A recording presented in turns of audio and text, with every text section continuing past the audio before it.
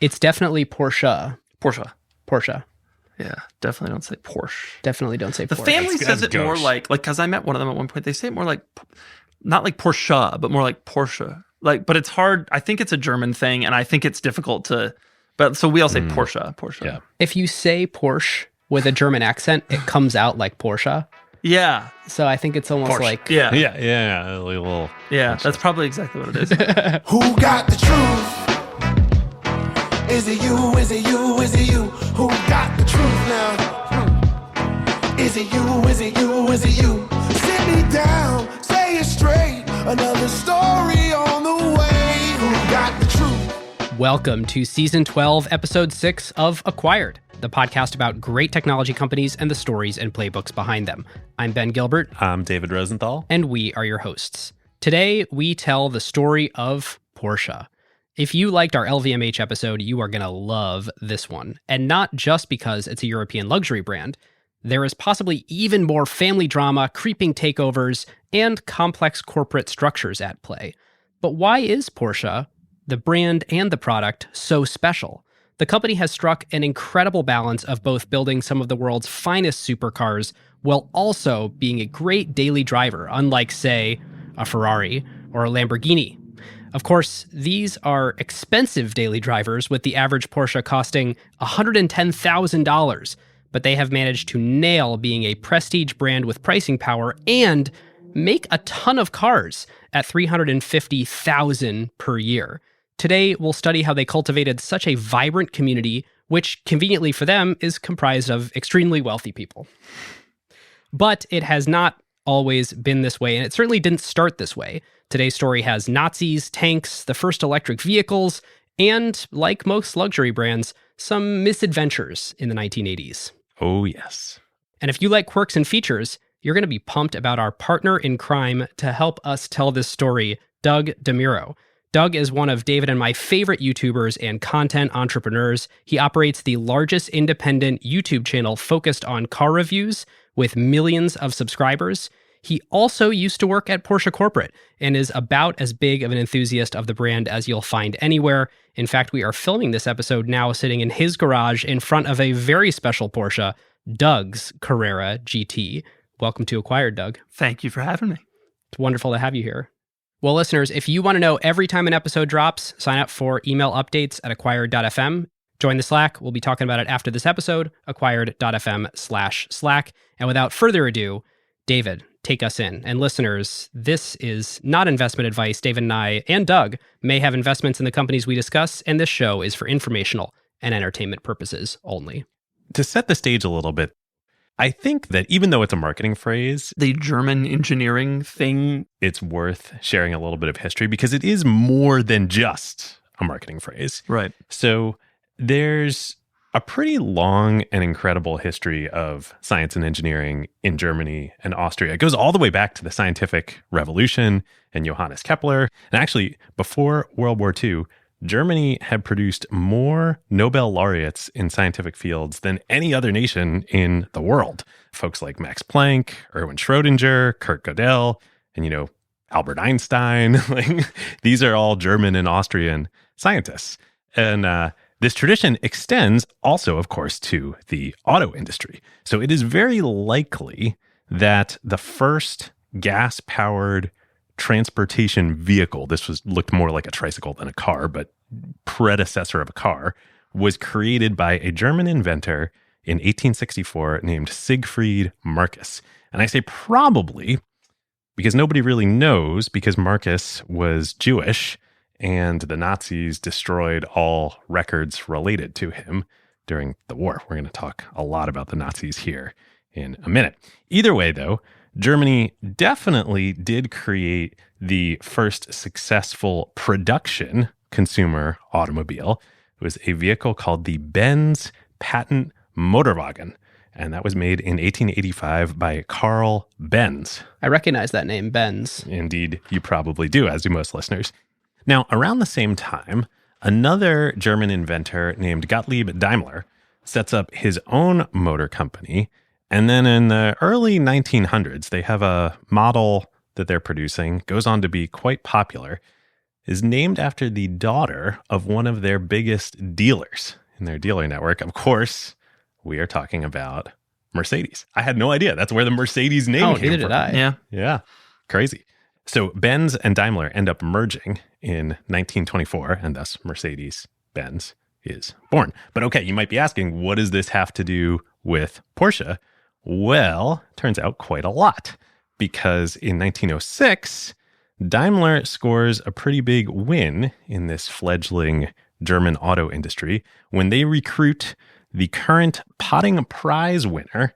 The Potting Prize was for Austria's Automotive Engineer of the Year to come be their new chief engineer at Daimler, one Dr. Ingenieur Honoris Causa Ferdinand Porsche. Now, the whole Dr. Ingenieur Honoris Causa thing, it's a bit of a red herring, although Porsche, the person and the company, would make quite a big deal about it. The dude never even finished college, let alone got a PhD. It was an honorary degree that he got later in life. Wait, the Dr. Porsche is like Doctor like the Seuss doctor? Well, he had an honorary doctorate. He was already doing stuff, though. He was engineering and creating. Yes. Hence the honorary doctorate. Yes. Nonetheless, he definitely was a badass engineer. And we're going to talk about all of the things, the amazing things that this guy creates. But we also got to state this up front, and this is as good a place as any. Ferdinand Porsche and many other folks in the family and in the early Porsche and Volkswagen, as we will see, days, were also huge Nazis. And Ferdinand himself not just was a Nazi, but was a very close personal associate of Adolf Hitler. He was a member of the SS. And, we're going to glorify him and many of these other folks here of their business and engineering contributions. But that doesn't mean that these are good people. So keep that in mind. Yeah, this isn't like one of those people that you hear, oh, well, at that point in time, the Nazis were so big and powerful, they kind of just got, coerced or they collaborated. It's like, no, this dude he was a buddy. Real he big was Nazi. Yeah. He was definitely a Nazi. So when Ferdinand takes this new post as the head of engineering at Daimler, he moves his family from Austria, where he was the Potting Prize winner, to Stuttgart in Germany. And Doug, you probably have some more context on this, but Stuttgart is basically like the Detroit of the German auto industry. Yeah, and it certainly has become more that way since Porsche was, as we'll get to, because Mercedes-Benz is there, and it really does feel like, a manufacturing cradle, especially for cars. Yeah. And I think it's not even, much like Detroit, it's not even just the car companies, but all the suppliers and the subcontractors. Everybody you meet in Stuttgart, just like when you go to Detroit, works for Porsche or Mercedes-Benz or a supplier or something like that. It is like the industry town. Yeah. So Porsche Ferdinand, it's not a short period of time. It's 2 decades that he is running the engineering and the car design for Mercedes-Benz.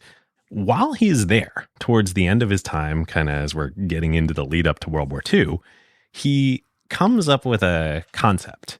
He thinks that he can produce a small, affordable car that can really become the first German and European mass market automobile. Now, back in the US, there was the Model T and Henry Ford that existed, but Ferdinand's vision is a small car. The Model T was a large car, like a modern, small automobile that Germans everywhere can buy.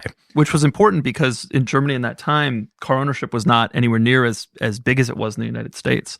Apparently only 2% of Germans owned a car versus 30% of Americans by the 1930s. And so mobilizing Germans was not something that had happened in mass at that point. So this really was a challenge to build a car that could be affordable enough for the average German person to buy it. And indeed, it was a challenge because the board of Daimler-Benz rejects it. They're like, no, we can't do this. We make expensive cars for wealthy people. Right. They get into a huge fight over this, and Ferdinand ends up leaving the company pretty acrimoniously in 1929. So much so that and Doug, you worked at Porsche, you have content. I think to this day, the rivalry between Mercedes-Benz and Porsche, there's some bad blood there. It heats up and it cools down, and there's more to discuss on that in the future for sure. But they ultimately do share that town too. So there's rivalry, but they're also, you have beers with the, right. You can't avoid hanging out with Mercedes-Benz employees also. Love it. So once he leaves, Ferdinand bumps around for a little while. And then in 1931, he starts a consulting firm to kind of advise other car companies, not Daimler-Benz, but other car companies in Germany and Europe, and I think in America too, on their designs and like do some work for them and maybe even design cars for them. And he names it the Dr. Ingenieur Honoris Causa Ferdinand Porsche Konstruktion und Bertungen für Motoren und Fahrzeugbaue. I apologize to any German speakers out there. That's But rough. to be fair to you, it's a lot. It's a mouthful. I studied French in college, and that translates as the Dr. Ingenieur Honoris Causa Ferdinand Porsche Consulting and Design Services for Motor Vehicles Company. And this is the beginning of Porsche, the company. And up until 2008 and 2009, which we will get to much later in the episode, that is the company that makes Porsches. Yeah. Wow. Yeah, So- I mean, if you look up like the stock of Porsche and you pick the right Porsche, and there's a couple we'll talk about, that's still the full name of the company, is all of his honorary things. So when he's starting this new company, he enlists the financial support of two people. One is his son-in-law, his daughter Louise's husband, one Anton Piesch. Remember that last name because it is also going to be very important as we go along here. And the other person is Adolf Rosenberger. Now, if you are a Porsche history nut, you probably know about Anton Piesch. You probably don't know about Adolf Rosenberger because shortly after they start the company, Rosenberger was Jewish and he gets arrested by the Gestapo. He gets imprisoned. He eventually bribes his way out and escapes to America. But during the war, Porsche and the Nazis totally appropriate his stake in Porsche, and he's written out of history. Wow.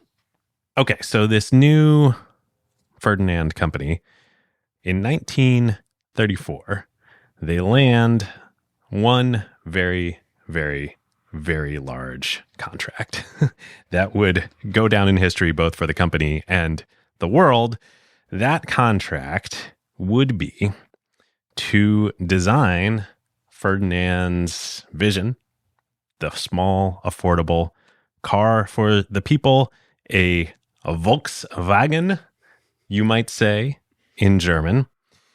That car would go on to become the Volkswagen Beetle. And the company that contracted Porsche to build and design it was Volkswagen, which was established to do so by Adolf Hitler. I had heard rumors over the years like, oh yeah, there's like a Nazi connection here. Like Adolf Hitler founded Volkswagen. Yeah, that's bigger than a connection. There's not a connection because it's the same person. Right, it is, it is the thing. Yeah, Facebook, I feel like that has some kind of like Zuckerberg association, but I've never really put it together. Yeah. There's some link between Mark Zuckerberg and Facebook. Like, I just got to say, this early in the episode, we may as well like point it out already. It is crazy how comfortable we all are driving Volkswagens and Porsches when it was like not just a little Nazi affiliated, like founded by Nazis. And yet the way the world has evolved, like people kind of became okay with it. All the German brands, I mean, most of them used Jewish labor in their factories at that time. And obviously very different people run the businesses now. And so you just kind of put it out of your mind. And, generations have gone by. Also, less so on the Porsche side of things, more so on the Volkswagen side of things, as we'll see with the history here. There is kind of like pretty incredible refounding of Volkswagen after the war. Yeah. And I think if it were not for this refounding that we'll talk about in a minute, it would not exist today. Yeah. But just wild. Friggin' Adolf Hitler crazy. founded Volkswagen. So the Beetle, this people's car, Doug, you might know this. Did it go on to become the most popular car ever in the entire world? Probably. Yes. It is very hard to get actual production and sales data, especially for old cars. Especially for cars like the Beetle, which were produced in many countries over many years. I mean, they were building them in Latin America through a couple of years ago, maybe 2003 or something. And so it's like difficult to figure out. But it obviously, whether or not it was the most or one of the most, it was obviously the effect of that car is clear, today. Yeah. And I tried to think. I could not think of any other model. I believe the Beetle, the original Beetle, is likely the single longest produced and largest, both in terms of length of time and number of units produced, of a single generation model of a car. Like the Civic, the Mustang, the F-150, definitely have sold more than the Beetle, but like those aren't the same cars. Right. Like, the Beetle was the same freaking car until the new Beetle in 1998. And it's interesting when you think about the Beetle, because young people today look at it as like a cute classic car, but like at the time, it was what you drove to drive your family around. And we'll talk more as we get to post-war, but like in Germany at the time, as like a real, important, practical family car. This original Volkswagen, the Hitler Volkswagen, one of the things you can do when you start a company as a fascist dictator, you can create a new city to house this company in, which he did. So Hitler creates a new city in Germany known as then called the City of the Strength Through Joy car. That was what they wanted to call the Beetle originally. The Strength Through Joy car. That was like a Nazi phrase, Strength Through Joy. Didn't get much more German than that. Nope. Yeah. And this is Wolfsburg. This is the city that Volkswagen is still located in today. Hitler created it. And not just Volkswagen, but like the Volkswagen Group, one of the largest car conglomerates in the world that owns many other brands you're familiar with. All out of Wolfsburg. All out of Wolfsburg. So Hitler creates Volkswagen. He creates Wolfsburg. They do start production of the Beetle before World War II starts. They only make about 200 units. These are super rare today. You find a pre-war Beetle. Then World War II begins on September 1st, 1939. As you would expect, all the Volkswagen and Porsche operations get repurposed to making military vehicles. There's a bunch of dark stuff. Everything, Doug, you mentioned earlier, forced labor, concentration camps. This was the Nazi war effort. It all happened. We're going to skip over this period for our purposes today, but note it happened. After the war, though, a whole bunch of really interesting stuff happens that basically fractures and separates out the Volkswagen operations from the Porsche operations for the next, the rest of the century and into the 21st century. So ironic, given that they are now one company again. Right. First off, or are they? No, or are they? That's the question. And the funny thing is also they danced around even in this period and then in the decades after that. And then of course now there was always kind of flirting with each other. Yes. So first on the Volkswagen side, I alluded to this a minute ago, it's a pretty amazing story what happens. Because you would think there's no way, you can't imagine that Volkswagen would survive post-World War II, given what we now know, it was the created origin by the guy, of the company. So what happens is Wolfsburg ends up in the hands of the British at the end of the war. And there's this whole crazy thing in Germany of all the Allied armies are coming in, and literally Germany and Berlin ends up getting split into East Germany, West Germany, East Berlin, West Berlin. Wolfsburg is in the hands of the British. And remember, because it was a political organization, it wasn't a company before the war. Nobody owns it. It's this orphaned organization. It's super unclear. There's no proprietorship of it. So the initial plan that the British come up with, they were going to dismantle the factory and ship it over to Britain and essentially have Britain appropriate the Volkswagen technology and operations. The Beetle was almost a British car. Yeah. But supposedly the British didn't want it. The British saw the plans for Volkswagen, for the Beetle, and said, no one's going to ever want to buy that car. It's crazy to think about now. And it gives you an idea of how the British would operate their car industry. There's constant missed opportunities. But they literally looked at the drawing, the models that they had built, and they said, nah, they literally said it is not commercially viable. Wow. Wow. So, okay, the British government kind of lacked vision for this, but a singular British person did see the vision for this, and that is the officer who was in charge of the territory where the factories were, on the ground, managing it, Major Ivan Hurst, a legendary figure in Volkswagen history. He finds one of the pre-war production Beetles, the 200 that were made.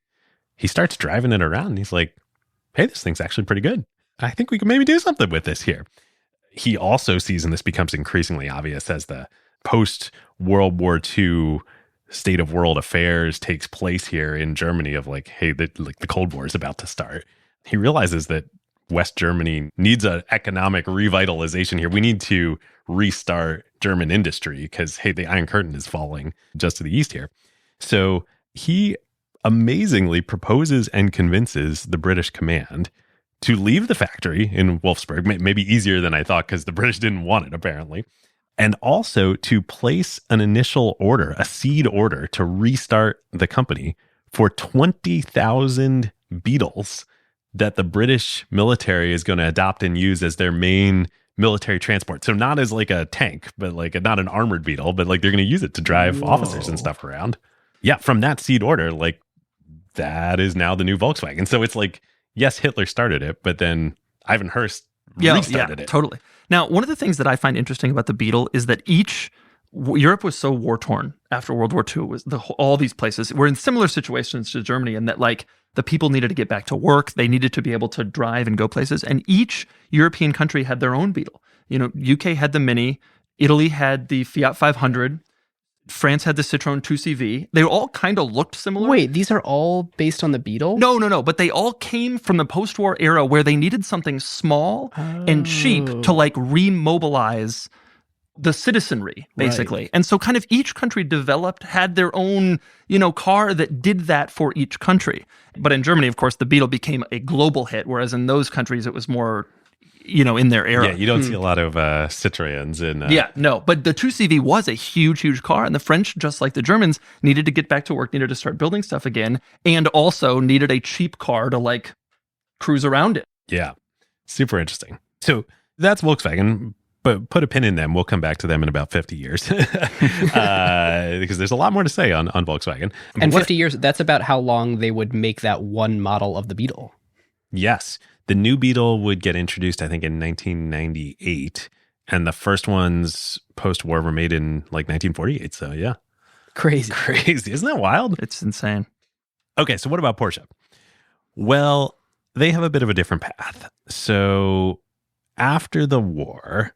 And we should say during the war, Ferdinand Porsche was designing tanks. Yes. And other military transport. He designed the Elephant anti-tank tank, the most powerful land-based tank ever created.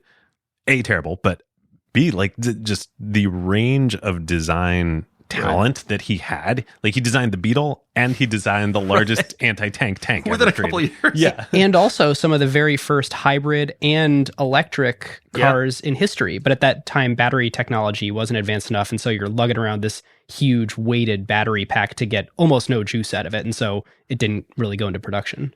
He was a genius. This is also, it runs in the family too. Many of his descendants are both engines and cars geniuses. After the war, Ferdinand and the son-in-law, Anton Piëch, are both arrested by the French as war criminals. Tried in France, they end up being imprisoned for 2 years in France. And Ben, you did a little research on this, right? Yeah, I think the technical thing they got him on, which is why they only had 2 years, was for the forced labor, that they took the imprisoned Jews and forced them to work in the factories. But all the other war crimes that were stacked against them ended up not being charged. And so quick trip in and out of prison. quick 2-year trip out of war criminal prison. Yeah. So Ferdinand's son, Ferry Porsche, who had been working in the business, I think a little bit before the war and then during the war too. He's also arrested for war crimes too at the end of the war. He gets released after 6 months in the summer of 1946. And he and his sister Louise are like, oh, what are we going to do? We got to rebuild the family. Are we going to restart the business? Let's go figure things out. They return to the family's kind of ancestral home in Austria. And that happens to be quite convenient because during the last days of the war, as Stuttgart and other large-scale German military production facilities were getting bombed by the Allies, Porsche took about 20 or so of the best, most talented engineers and production people that they had, and they moved them out of Stuttgart and they moved them to the Austrian countryside so that they wouldn't be, targeted by so that the Allied bombers wouldn't know where they are. And this is pretty crazy. They are literally operating out of a sawmill in a farming village in southern Austria named Gmund. We're talking about like couple thousand people maybe Wow. that live in this area. Yeah. And David, are you getting all this from, I know you read like $500 worth of textbooks on Porsche. So there is this incredible history of Porsche called Excellence Was Expected that was written by Carl Ludwigsen. And we have to owe a big thank you to him for the research for this episode. This work is like, I mean, the photos, the archive work that are in this volume, it's incredible. I read a coffee table book that was like the complete illustrated history of the 911, because for this episode and this topic, you want a visual history. And so it's not like there's audiobooks and Kindle books that we could do our normal amount of research on. All this stuff is in these like huge, heavy bound pictorial books. These are amazing objects that like are being produced. There's just such a like visceral, tangible quality to them that we don't usually cover on Acquired. Right. Okay, so Ferry and Louise go back to Austria. They're there in Gmünd. And they're like, well, what if we start a new company and see what we can do around here? I mean, there's some vehicles we can start fixing up. This is literally like the Sony story. If you remember when Sony first got started in Tokyo at literally the same time, they started by fixing radios. Right. Porsche, it was a services business. The second Porsche company, Porsche Construction in GmbH, which is an Austrian company that they start to do this. So they start up like fixing old, military vehicles that are around there in Austria. Unlike Sony in Tokyo, though, where there were a lot of radios in Tokyo, there weren't a lot of cars in Gmünd. So pretty quickly, they're like, we don't have any more cars to fix up. And bad business. Yeah. Well, not a large market, shall we say. At this point, Ferry has an idea, and it turns out it's a pretty damn good one. He definitely liked and agreed with his father's vision for a small car, a car for the masses, a Volkswagen.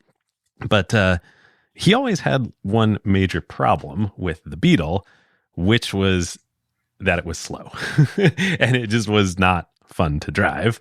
So during the war, he actually had a custom Beetle made that he drove during the war with a supercharged engine. And Ferry said later in a 1972 interview, I saw that if you had enough power in a small car, it is nicer to drive than if you have a big car, which is also overpowered. And it is more fun. On this basic idea, we started the first Porsche prototype to make the car lighter and to have an engine with more horsepower. Doug, can you contextualize what a big moment in like world history this is? Yeah, I mean, it's an interesting concept because sports cars in general weren't a thing that much. They were, and there's going to be people who write and say, no, there were a lot of sports cars before, but it was really a thing of real enthusiasts, wealthy people, that sort of thing, would buy cars to go motor racing in the era of, brass era and that kind of stuff. The concept of creating like something more affordable, littler, that was still fun it was kind of an interesting idea that, this was it was a touchstone of a concept that has really been taken obviously by them and refined in others as well. I went in research, when I looked up, some of those sports cars pre-Porsche, and you look at them and these things are like Franken cars. They are huge. Right. And the engines are the engine bays in the front of the cars are 2/3 of the length of the car. Right. There's this one Ferrari from that era. And I'm like, how do you even steer this thing? Like, it looks like a boat. The thought at the time really was, you want to go faster? More power, which of course creates more weight, which of course creates the need for more power. And they did that, but it was unwieldy. Yeah. I mean, even like to this day, the Carrera GT sitting behind us, that's not a large car. Right. And that was a Porsche thing. And it was an even more of a Porsche thing at this time. Totally. And David, you said a word there that if people aren't into cars, they may not know this supercharged. Doug, what does it mean to supercharge a car? Basically, an engine takes in air, and that's kind of air mixes with the fuel, and it creates this combustion. And that, more or less, that's how a combustion engine works. A supercharger pushes in even more air to create more power, basically. So the term supercharged would be referring to takes the same engine, but adds this thing to kind of force more power through to like... It literally forced more air in. Yeah. And then I don't think turbos had been invented yet, and turbos would obviously become a big thing for Porsches much later. The concept of turbo is actually fairly similar to supercharging, except that it spins something that adds even more air, basically, and thus turbochargers result in power kind of being produced as the car makes more power. It makes more power, if that makes any sense. Yeah. It kind of like spins itself up in a faster way. And there's kind of pros or cons to either of them. And for those following along at home, this is like end of the 40s, 1947 type era. Yeah. Those couple years after the war when everything was kind of getting figured out. Yep. So Ferry has this idea. He's like, oh, I liked driving my supercharged Beetle. This was really fun to have a small car that also had a lot of power in it. What if we take this small operation of our, elite team here in Gmünd and we try and build a car that does that? And hey, it also, turns out that, we built the Beetle, so we know how to work with the Beetle. There are a bunch of Beetle parts around. The Beetle was the main kind of chassis platform for a lot of military vehicles for Germany during the war. What if we take a lot of those parts and the basic architecture of the Beetle, which is a rear-mounted air-cooled engine on a small car, and we try and put something together here? And this becomes the legendary Porsche 356. For some context on this, you can buy an old Beetle today for, I don't know, $10,000, $15,000 at auction, maybe even a Beetle, like a classic one from the 50s or 60s. 356s regularly sell for about $300,000 at auction, and special ones go for well above $1 million. This is a big idea. The gulf between a Beetle and a 356 totally different thing. Is large. Right. Doug, why is the desirability of these cars so different today? Production numbers is probably the biggest component of that one, right? They made literally a zillion Beetles. And the 356 is special because it really kind of was one of the real touchstone moments of the sports car coming out of the war, how we define the sports car today. It was a special thing, and it was a special time and a special moment. And a lot of them also weren't treated all that well. Ultimately, the 356, it was not affordable, but they made a decent number of them. They got to be relatively cheap. It was the old used Porsche for a while in the 60s and 70s. And so not that many of them were saved. And now it's kind of revered as, when we look back, as this major moment in Porsche history. Yeah, this was another thing. So obviously in Gmünd and then even when Porsche moves back to Stuttgart here in a minute, their production capability is not nearly as large as Volkswagen. So they need to price these things pretty high. They priced them at $3,750, the German equivalent of $3,750 in the late 40s. That's about $42,000 today. But we're talking about war-torn Europe that you're trying to sell this in. Like, that's a lot of money. Here's the crazy thing. There's a market for that. Even in war-torn Europe, for a $40,000 sports car, like there are enough people who it turns out are interested enough in Ferry's vision for a small, fun, fast sports car. Initially, it was slow. It took them a while. The first couple of years, they only made like a couple hundred of them or something like that. It was initially pretty slow. But then things started to kind of kick around. People in Germany started to get some money, and things started to take off. Yeah. It may be worth pointing out also in the context of the sports car, like the 356, coming out of World War II was kind of the beginning of the sports car really taking off. Like I mentioned before, it was the earlier ones were these big giant things that were only operated by enthusiasts who knew how to work them. But like post-World War II, there was a lot of optimism. There was more in Britain. It was happening too. MG was coming out with their sports cars, Austin Healey, Jaguar. These cars all kind of were born from this post-war period of like, hey, these cars have been refined to the point where we can use them and drive them and enjoy them. And that really became a thing. And in Germany, it was the 356. So that takes us to the late 40s here. They're starting to produce the 356 in Gmünd. At the end of 1947, Ferdinand Porsche and Anton Piëch get released from French prison. They come back to Austria. The family's all together, and they kind of got to decide what to do here. Right around that same time, Volkswagen's getting back up and running. Hurst is running it. It's like the vision they're going to make the Beetle for Germany and for the world. They come back to the Porsches and they say, hey, we still want to do business with you. And in fact, we actually want to expand the scope of our business with you guys even more than it was before the war, because we could still really use technical design, consulting work, and really leadership from you individual Porsches here at Volkswagen. I mean, after all, you designed the Beetle. 2, though, now, we're not a government organization in the same way anymore. We need distribution. And you guys have this new Austrian Porsche company that you've set up. So how about this? They propose 2 things. 1, they say, let's reinstate that old German Porsche company, the Dr. Ingenieur Honoris Causa, blah, blah, blah. We'll recreate the German Porsche company. It'll resume doing the technical design and consulting work for us here at Volkswagen. In return, they give that German Porsche company literally the sweetheart deal of a lifetime, a royalty on every Beetle sold worldwide. No way. Yes. This is how intertwined these 2 companies are. Yep. And, sorry, the deal is we want your Austrian company to distribute our Volkswagens. Yes. And in order to coerce you to doing that, the consulting work. We also want the consulting work. Okay. Yeah. But Ben, you're on the right track. This is a hell of a sweetheart deal for the Porsche family. I mean, you are right to be saying, why would the German government do this? So, do you know what kind of royalty? It was enough that it was money. Very meaningful, very meaningful cash flow. And probably source. not even, at the time, not even clear just how amazing it would be. Right. Nobody knew that the Beetle was going to become the international hit that it would. But it also, the German government did know that this was a lot of value.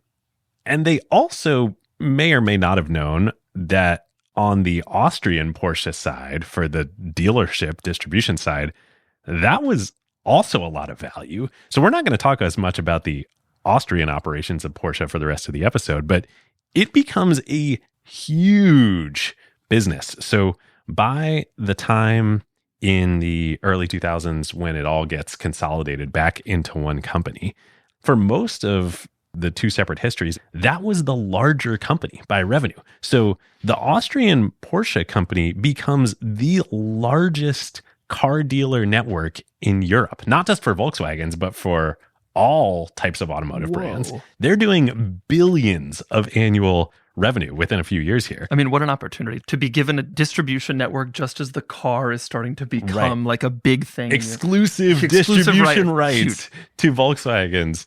And they're in countries, not just in Austria, they're all over the place. Yeah, they're all over the place in Europe. And even more incredibly, so what the family decides is that Ferdinand and Ferry, the original Ferdinand and his son Ferry, they're going to move back to Stuttgart and retake over the kind of German operations of Porsche. Louise and Anton, the son-in-law, they're going to stay in Austria and run this dealership business. Anton dies in 1952, and Louise is the one who builds this business. Like, Louise and her children turn that into this huge, the largest car dealer network in Europe. Incredible. Wow.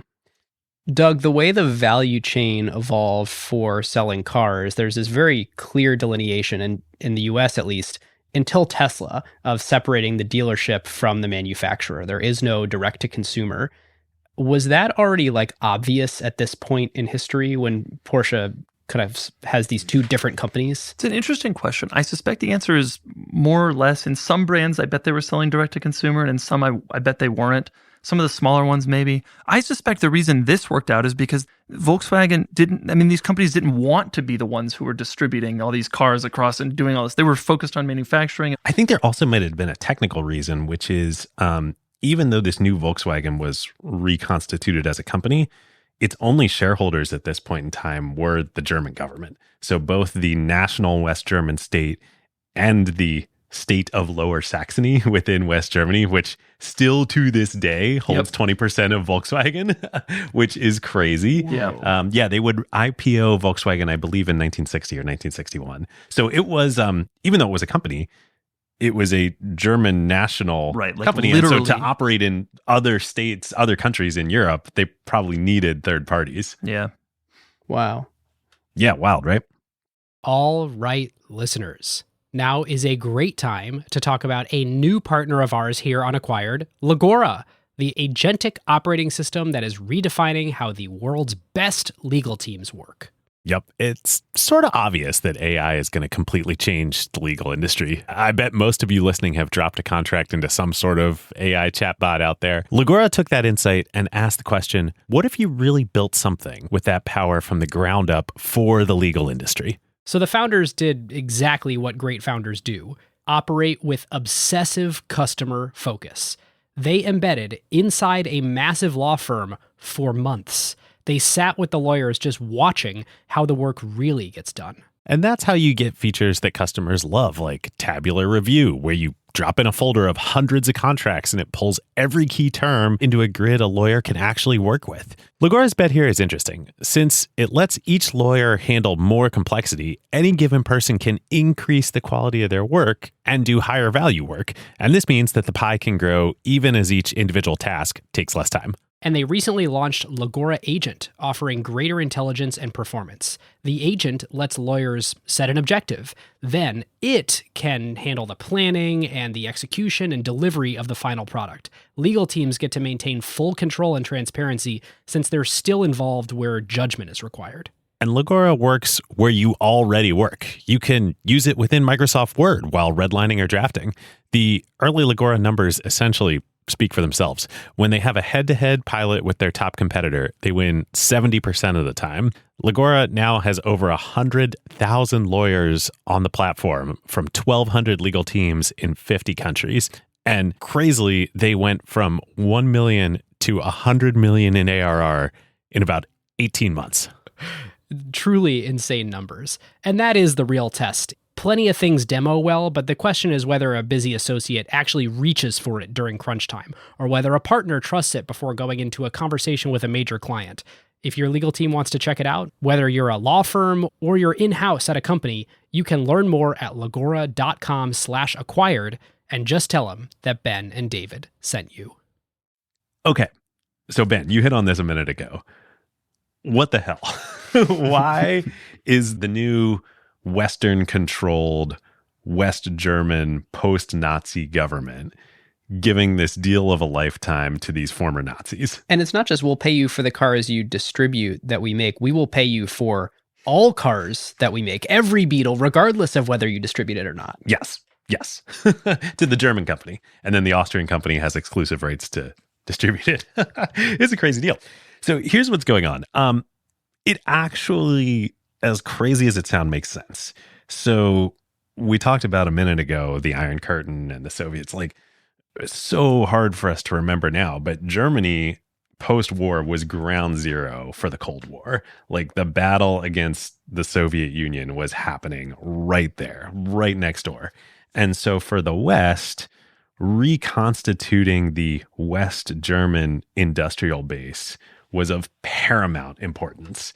So like the Marshall Plan that people probably know about, like this is why the Marshall Plan happened.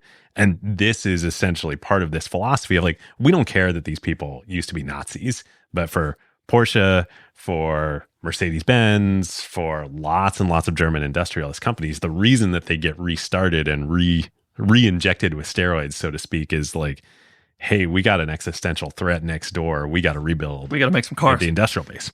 Now, the deal that they give them does come with an implicit string attached, which is they basically say to Porsche and other companies, we're not really going to give you a license to print money. Instead, we will give you a license to essentially create enterprise value. So what West Germany does is they create one of the oddest tax incentive systems I've ever seen. So for ordinary people in West Germany post-war, the tax rate was very low. The maximum amount of taxes that any normal person would pay would be like 15, 20% of your income. But for these new old industrialists above a certain income, Germany sets the marginal tax rate at 95%. Whoa. So they basically cap your income. Yeah. Like people are complaining, oh, you live in California. Oh my gosh, you're paying 13% state income tax on top of federal. Like imagine if the marginal tax rate were 95%. Right. You would just have no incentive to earn any additional dollars. Right. And that's on the personal side. It's equally bad on the corporate side. Sure. Any profits are taxed. So what are they trying to do here? They're trying to incentivize capital reinvestment in the industrial base.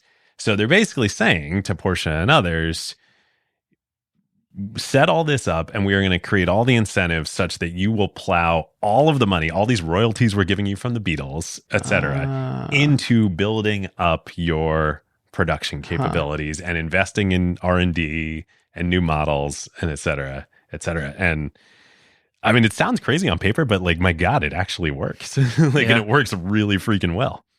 Do you think there was some guarantee that the tax rates would lower someday? Maybe.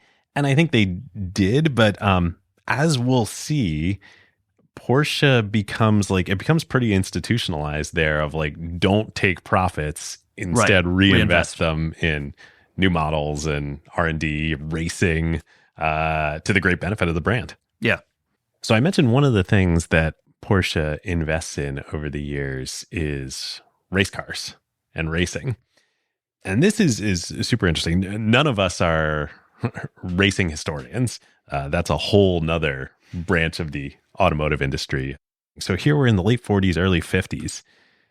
Racing in this era doesn't look at all like it looks today. It hadn't professionalized yet. So the line between consumer enthusiast car market and professional racing market was very blurry. Very, very blurry. Right.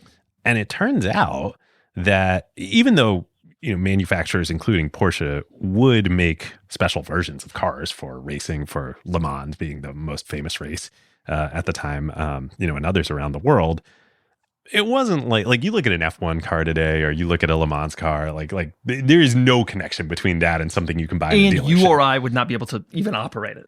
So a super obvious point to illustrate this is folks are probably, know names like James Dean or Steve McQueen, these famous Hollywood actors that were known as they did all these race car films. They were also professional race car drivers. Professional as it were in the time period. Yeah, they competed in real races in addition to being actors. Imagine Brad Pitt jumping into Le Mans. Right. They'd kill. Well, I was about to joke they'd kill themselves. James Dean did kill himself in a Porsche 550 Spider, which Porsche would make a kind of dedicated racing type vehicle, although it was also a consumer production vehicle, the 550. That car, that never would have happened if Porsche wasn't incentivized to invest all their profits. Maybe you can say, the legendariness of that car. I mean, they sell for what, $5 million plus today? Real 550 Spiders. They only made 90 of them in the end. And so it was a car that in theory you could go and buy, but while the 356 was the sports car that you could gentleman race, the 550 Spider was for people who were really let's go racing and do it. But like you said, a person could walk into it, not a dealership necessarily, but just order one. Yeah. But it is an absolute legend. It totally is. Yeah. You kind of see this trend, this moment where you see the bifurcation between anybody can do it and what the very best of the world kind of look like. That seems to be true across everything in the world today, in the way that what Taylor Swift is doing on the stage on her tour has nothing to do with a person who picks up their guitar and is talented and plays at the local bar. She is the SR-71 pilot, and this, playing on a local bar stage is flying a Cessna, and the machinery to do so is entirely different, in the same way that you're talking about car racing splitting at this moment in the early 50s. Yeah. So back to racing, we were talking about the Spider a minute ago. I got so excited about James Dean. But Doug, to your point, 356s in 1951 and 1952 win their class at Le Mans. They don't win it outright other bigger, powerful cars win it outright, but they win their engine classes at Le Mans. And these are, they're modified a little bit, but you basically buy them. Right. Yeah. Then that was kind of a special thing, but that was the point of those classes. It was that there were cars for people who could kind of go buy a car off the street and modify it. And I think this was pretty unique to Porsches at the time. Certainly you could go buy Ferraris, and Ferraris competed and whatnot. But again, we were talking about, the Ferraris were a different thing. Yeah. These weren't 356s. And I think they were probably also a lot more expensive than, $3,700 Plus, at the time. An important distinction between Porsche and Ferrari in this era is that Porsche was largely focused on road cars, and then the road cars went racing. except for the 550, which was kind of purpose-built for racing. And there were racing versions of the 356, but the goal was mostly road cars. Whereas Enzo, very famously, he just wanted to race. And he hated his road car customers deeply. It wasn't his thing. He just wanted to race. He only sold road cars to kind of finance racing. And a lot of the road cars that he ended up selling were either based on race cars or just former race cars that he would, I'm done with this crap. Whereas Porsche was selling 356s were like being sold, right, like in a pretty good volume. There's this great Ferry Porsche quote about this, which he would say later about the 911, but I think this also applies in early form to the 356. The quote is, "We have the only car that can go from an East African safari to Le Mans, then to the theater, and then to the streets of New York." And like, that's such a unique thing, especially in this era. Like, one car. It remains true. It's kind of like Porsche's thing to this day, like how relatively usable the car is in just about any setting. Like, you can drive it to work. You can actually take it on a racetrack. That like has remained sort of an ethos, whether or not it's constantly a North Star for them. It is what they do more than anybody else. Yeah. I was trying to think of like what the right kind of other luxury brand analogy is here. Because Porsche definitely is a luxury brand. It's not like we're making apples and oranges here. It's kind of like a Rolex to me. Is that right? Like, yeah, Ben, what do you think? Yeah, absolutely. It's you buy those watches to wear them. You don't buy them to keep them in a case and ogle at. You know, they're steel. They're originally made for people who are swimming the English Channel or scuba diving. I think it's reasonable to also compare it to like continuing in the luxury world, like a Rimowa suitcase. Those aren't that expensive. They're 3 times, 4 times more expensive than regular luggage, but like... They're not a Louis Vuitton trunk. Right. And so... But they're a lot more usable. You buy it to use it. It can kind of get a little beat up. That's why it's made out of stainless steel also. I think that's probably the right... It's not a Birkin bag. Like, brands like this are so valuable. Because it has both the breadth and the depth.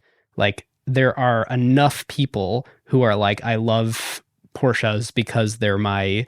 cars I can actually drive, but they are supercars. Yes. This thing behind us goes 200 miles an hour? Yeah. No, this thing behind us is a little bit of a different... It's on a different level. And there have been, and we'll get to, and the 550 Spider is one of them, there have been some Porsches that kind of go one way or another in the philosophy, but like generally speaking, it's sort of a middle of the road, going back to Ferry's quote about this exact thing, can do all these things. Yeah. Doug, one question for you. I'm going to keep going to you for terminology. David mentioned Le Mans. What is that? Le Mans is like, there are various car races that are considered sort of the big car race, right? Like the Indy 500 is the car race of that racing series. Le Mans has always kind of been a place to prove technology. It's a 24-hour race, so you switch drivers. And it's always been a place where some of like, it proves like the endurance and the capabilities of a car and of a manufacturer over that time period. It's really serious. It's always raining. And it's always a disaster, and it's in the middle of the night, and it's difficult. And so, like, being able to win or win your class, Le Mans is like the Monaco Grand Prix, the Super Bowl, if you will, of like vehicles racing in that sort of race series. There's also this like, Porsche would, I think, probably advance this argument that relative to the other races, it's closer to like what you want for a all-around car that would also be a drivable car, because like, fuel efficiency matters. Fuel efficiency matters. It's also a road race. So it's not on a racetrack. It's literally on, they close down roads in the French countryside and race on the road. And so there's like some component of like, instead of purpose building a car for a circuit, like cows were using this road, 2 days before. Yeah, right. Totally. So on the back of all this success and like James Dean and Steve McQueen and all this, as you would imagine, Porsches start to become quite popular in America. So in 1954, Porsche, which I don't think Ferdinand and Ferry like envisioned like we're going to sell cars in America. This wasn't part of the business plan. But in 1954, Porsche sells 588 cars in the US, which was 40% of their entire production for the year. And that 40% basically stays constant, goes way up for a while in the 70s and 80s, but kind of never dips below that. Like America is a huge market for Porsches. It's amazing to think that 588 cars was 40% of Porsche production. Right. I agree with you, by the way, about your point that they didn't really have America in the business plan. It's one thing to provide some context is important to keep in mind. The number of like sports car startups happening in Europe at this time was significant, most of which listeners, viewers will have never really heard of because they died. These came out, they showed up, they raced a little, they sold some cars, they failed. And that there were tons of these. There was no concept that Porsche would be more successful than any of them. Obviously, the family hoped it would, and it became that way. But so many families hoped theirs would too, and they all failed. And somehow Porsche, grew and grew and grew. Well, part of it was the incredible success of the cars. A big part of it too was the royalty on the Beatles. That's a nice steady source of cash flow that you can invest in your operation. With forced reinvention. So you're doing stuff like racing. You're doing stuff like looking international. You're like, what can we invest in that like we're not sure if it's a ROI positive investment? We could be speculative because we know we got the money coming in. And Beetle continues to be more and more and more popular. It only continues to embolden them to reinvest. Right. So speaking of reinvesting, as we get to the 1960s, like the 356 is great. This is an amazing car. But it's kind of, I don't know, Doug, where you would put it. In my mind, it's not quite a modern car. It's like close, it's not a Model T, but it's not a, it's not a 911. right. And what was starting to happen was the 356 was one of the leaders of the charge of the sports car in that era. And what was clearly starting to happen was other sports cars are showing up that were refining some of the principles. Yes. So we're now in the 60s. Ford announces the Mustang. Jaguar's got the E-Type. Chevy comes out with the second generation Corvette, the Stingray. And all these are starting to show up. Austin Hill, everything is like, okay, there's a lot of pressure. Yep. So, okay. In 1962, Ferry Porsche makes the decision, like, 356 is amazing, rebirth of the company. We got to invest profits and replace it with a new model. So, for a couple of years, Porsche had actually been working on a design for a sedan, for a larger model. Seems heretical now. Right. I mean, people look at the Panamera and like, ew, it was actually like going to be the second model of Porsche. I mean, I feel that way. Every time I see a Panamera drive by, I'm like, why does Porsche make this car? But I see them driving by, so that's why they make the car. Right. China is why they make that car, but we'll get to that later. So the next generation of Porsches, Ferry's son Ferdinand, known as Bootsy, named Ferdinand, named after his grandfather, founder of Porsche, was working in the company, and he had been leading the body design for this larger sedan that Porsche was going to make. Ferry decides, for a bunch of reasons, to cancel the sedan project. Probably the most important reason was I don't know how much of this was government motivated and how much of it was just sort of like a cabal of like Mercedes and BMW, like they were the sedan makers, and Porsche maybe could have challenged them, but it was like, hey, they've got their turf, we'll keep our turf in sports cars, and like everybody will be happy here. Anyway, they decide to cancel the project and double down on sports cars. At the same time, Ferdinand Porsche Bootsy, the grandson, his cousin from the Austrian side of the family, Louise and Anton's son, also named Ferdinand Piëch, he's also joined the company. These two young Turks, the grandsons Ferdinand, are here in the company, and Piëch is working in the engine department. So turns out that he's a pretty brilliant engine designer. He comes up with, and I believe even as a young kid, Doug, you may know more about this history, like I think he really was the one that led the development of the six-cylinder Boxer engine for Porsche. Now, he didn't invent the six-cylinder Boxer engine, but the engine that ends up in the 911, that is like still to this day the model for the 911 engine, comes from him, I think. He's working on it for a racing car project that ends up not coming together. Ferry says, okay, let's take these two kind of failed projects that, the next generation's working on. Let's weave them together. Take the styling that Bootsy's done for the sedan. Take this amazing engine that Ferdinand has built for the racing operations, and let's see what happens when we put them together. And this is the birth of the Porsche 901. 901. The 901. David, I'm not familiar with that model. What is that? Well, so this is why Doug, I'm sure you knew this. And this is of people famous listening to famous this, story. But like, I had no idea. I think most people have no idea. Yeah. The 911 is only called the 911 because Peugeot, of all companies, had a trademark in France for any car with a model name of any number, any Roman number with a 0 in the middle and then any other number. So X0X. And in fact, all Peugeot cars, even to this day, are named 205, 206, 207, 208. That's the 2 series, the 308, 408, 508. And so they trademarked them all, just knowing that eventually that would happen. Unbelievable. So, I mean, it makes sense. Porsche's like, well, what do we do? We can't really not sell in France. I mean, France wasn't like the biggest market, but it wasn't a small market for them. Now, the story that I have heard about this is that they said, well, we got these badges that say 9, 0, and 1. Why don't we do 9, 1, 1? Because we have the 9 and the 1 already.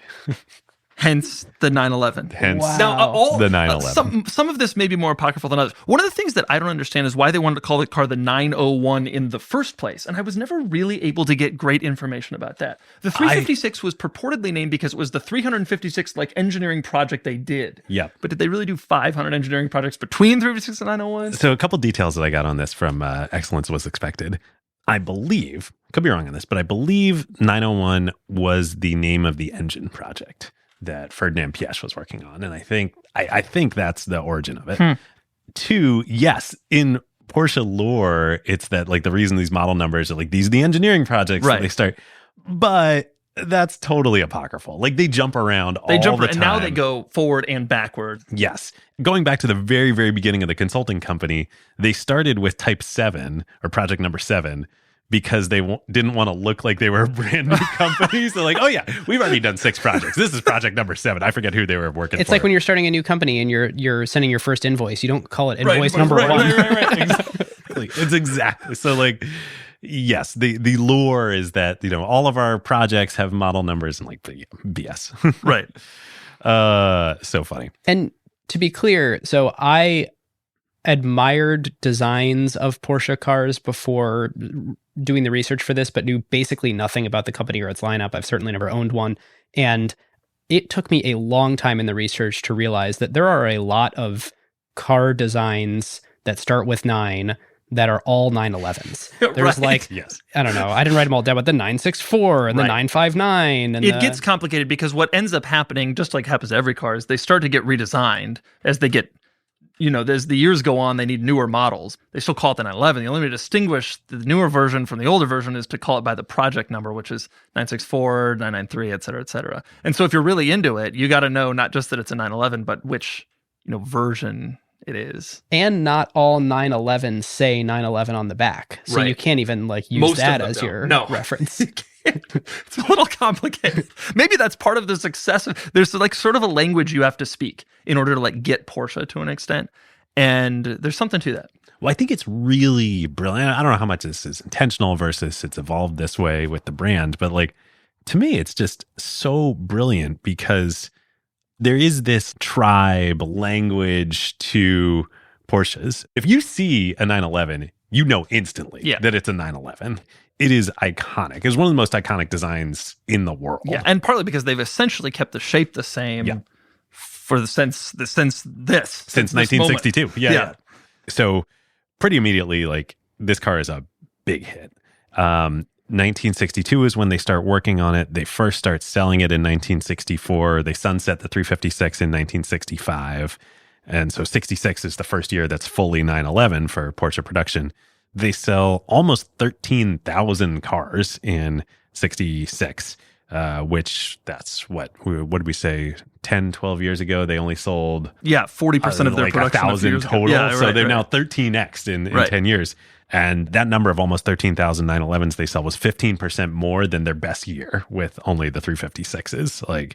Doug, how would you characterize? What makes the 911 so special? It's important to keep in mind at the time, you didn't know, right? It was just this thing, this sports car they had come up with. And again, there were a lot of sports cars and it was whatever. But of course, what has ended up happening is that this car has become symbolic of the sports car.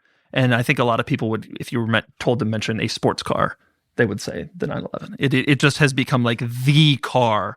And it like you say here, it was clear very early on that it had something special in this great combination of reliability, comfort, practicality, just like the 356 had been, but just better. Yeah. To my thinking, the flat 6 Boxer engine, which was a great engine that Ferdinand Piëch designed to go in this first 911, there's something cool and unique to that. We've been talking about the difference between Porsches and other cars here. This is a performance engine, but it's a 6. Right. It's not an 8, and it's rear mounted. Right. So the 356 had a Boxer 4. To explain what a Boxer engine is, a lot of cars, most cars have, these days most cars have inline engines where the cylinders are in a line. A lot of other cars in the past have had V engines where the cylinders literally make a V for balance. The Boxer engine, the cylinders are literally like across from each other. It's flat. They call it a flat engine or a Boxer because the cylinder heads look like they're boxing each other as they go back and forth. And the benefit of the Boxer engine was that it's got this great balance to it because it's like literally flat in the car. Yes, it was unusual. I don't think it was necessarily unusual to do a 6-cylinder engine, although as time has gone on, it has started to become more unusual, like that the police cars still have 6 cylinders, even as V8s and V12s became more popular. But it was the thing. It was what they did. And it was part of that ethos of keep it relatively light, relatively simple, and like strip things down to the core essentials of the car. An average person can walk off the street, buy one, operate it. That's right. Drive to work, have a great time. It wasn't crazy fast or anything else. Yep. Now, the 356, the old 356, it had 4 cylinders. And so now the 911 have 6 cylinders. And like you said, like it's not a world-class, powerful, fast car, but it elevates the 356 into a much more like, you can really achieve a lot more with this than you could with the 356s. This becomes super important from a business side for Porsche because they priced the 911 about 50% higher than they had the 356. Now, what they do at first, they realize this is going to create like a major price gap in our lineup here. We're going to lose a lot of customers by elevating. So they do a stopgap. At the same time that they introduced the 911, they also introduced the 912. And the 912 is a 911 with the old 356 4-cylinder engine in it. So they essentially kneecap they downgrade the 911 to be the entry-level model. Only as a stopgap. They don't want to do this permanently. They sell about 3/4 of the units are the 912s, the cheaper 4-cylinder ones, and 1/4 of their sales are the more expensive 911s. The profit margins, though, on the 911s are so much higher. So Ferry starts thinking like, okay, and this was part of the plan all along, I think, let's create a whole new model. The old 356, we're going to bifurcate it. Our performance, real enthusiast customers who are willing to spend and that we're going to make great margins on those models, that's going to be the 911. Let's create a new car that can be the entry level Porsche. We'll eventually introduce the Boxster. 20 plus years later, it takes Porsche a while to really get to the perfect end state of this strategy here. But for this new car, Ferry says, hey, we're not really equipped yet to be running multiple lines as just us, Porsche, the company. We need a partner for this new car. Let's turn to our good old friends at Volkswagen and jointly engineer and produce this new car with them. So in 1967, Porsche kicks off a joint project with Volkswagen to produce a new mid-engined roadster, which is a smaller, more compact car, and mid-engined, not rear-engined, called the 914. And the idea is that they're going to make both a 4-cylinder and a 6-cylinder version of this. The 4-cylinder version is going to be a Volkswagen. The 6-cylinder version is going to be a Porsche. And Ferry puts his nephew, Ferdinand Piëch, in charge of this joint project with Volkswagen. A very fateful decision, as we shall see. Now, what ultimately happens with the 914, there's a change in CEO at Volkswagen, and the new CEO definitely sees the value in deepening the relationship with Porsche and specifically the relationship with young Ferdinand. So he wants to continue the project, but he's like, I actually don't think that a sports car makes sense in the VW lineup. Why don't we just have all of these be Porsches? So the plan was originally to have some of the 914s be branded VW and some of them be branded Porsche. Volkswagen had made a little sports car called the Karmann Ghia previous to this, like in the 60s. And so the thought was they wanted to replace the Karmann Ghia. Porsche wanted an entry-level car. Let's jointly develop it. Porsche gets the more powerful one, the 914-6, the 6-cylinder, and Volkswagen get the 4-cylinder. But the decision was made, like you said. The new VW CEO, he actually gets a pretty good deal out of this. So he deepens the relationship with Ferdinand. He gives the car fully to Porsche, but in exchange, VW takes over all of Porsche's distribution in America. Huge decision. Huge deal for VW. So we're starting to re-intertwining these companies just a little bit here. That deal is an enormously wide-ranging partnership because you're trading distribution from one side of your business with the ability to create a product on your other side. I mean, it's basically merging the companies because it's so massively intertwined now in this partnership where it's not like, oh yeah, we partner with them on this one small little thing. It's like, no, our car that we expect to sell more of than any other car is made by this other company. Meanwhile, on the VW side of things, it's like America, the most important and largest growing car market in the world, we now own the distribution for Porsche. Like this, even if it's not structured this way, this is a merger. Well, if history were a straight line, what you were saying would come to pass. Unfortunately, it's not a straight line, or fortunately for drama on our show. So you're absolutely right. The 914 goes on to be a huge success, sells way more units than the 911, which was the whole strategy. Porsche's cool with this. They're like, great, we're making our profits on the more expensive 911. We've segmented out our market. The 914 is the entry-level Porsche, sells 100,000 units in the 8 years that it's on the market. And I think it really shows, and Doug, you can comment on this, there is also a market for mid-engine roadsters. I mean, including the one sitting behind us, regardless of price. Like these are pretty amazing sports cars. Yeah, Porsches previous to this had all been rear engines, the 911, the 356. And so this was a mid-engine, which was starting to really take hold in the car world as the right design, because the engine in the middle is really the perfect balance. You kind of can put the engine right in the center of the car, and it gives you like perfect weight distribution. When I always talk about sports cars, in my mind, like God intended sports cars to be mid-engined. That's how it's more difficult. The engineering is more difficult than front engine, but that's how it should. And rear engine is just insane. But Porsche made it work. They've always been great at that. But mid-engine is how it should be. And when you say mid, this basically means that it's still obviously behind where the passengers sit, but in front of the rear axle? In this case, now there are technical mid-engine cars where the engine's in the front, but behind the front axle. But most people, when referring to a mid-engine car, are talking about a car that has the engine between the passenger compartment and the rear axle. Yeah. I think you have a video where you say the Cayman GT4 RS, which is the Cayman and the Boxster, or the same, it's the same lineage we're talking about here, is the best modern Porsche. Yeah, I feel that way. But it's controversial because the 911 is the Porsche. But don't hate us in the comments. Yeah, I don't know, Doug. I feel like I've seen multiple the best on your channel. Well, every car is the best when it comes out, and then it's superseded by the next best. There you go. One of the differences between YouTube and podcast world is titles and SEO is really important in the YouTube world, right? Very, very. And I don't even take advantage of it as much as some of my colleagues. Wow. It's while we're on this topic here of engines, I got to imagine this is one of just the huge sea changes that is coming with electrification of performance cars, right? Like, a whole different set of calculus. Like, it doesn't matter. There's no engine anymore. Yeah, although you still, even in electric cars, for a performance electric car, you still want the weight to be as close to the middle of the car as possible for a similar reason, honestly. But the engine component and all that other stuff, Boxer, doesn't matter. It doesn't. It's gone. It's gone. Okay, so a minute ago, Ben, you said like, oh, this naturally would lead to a merging of, VW and Porsche. And I was like, well, so this was in the late 60s when the 914 launches.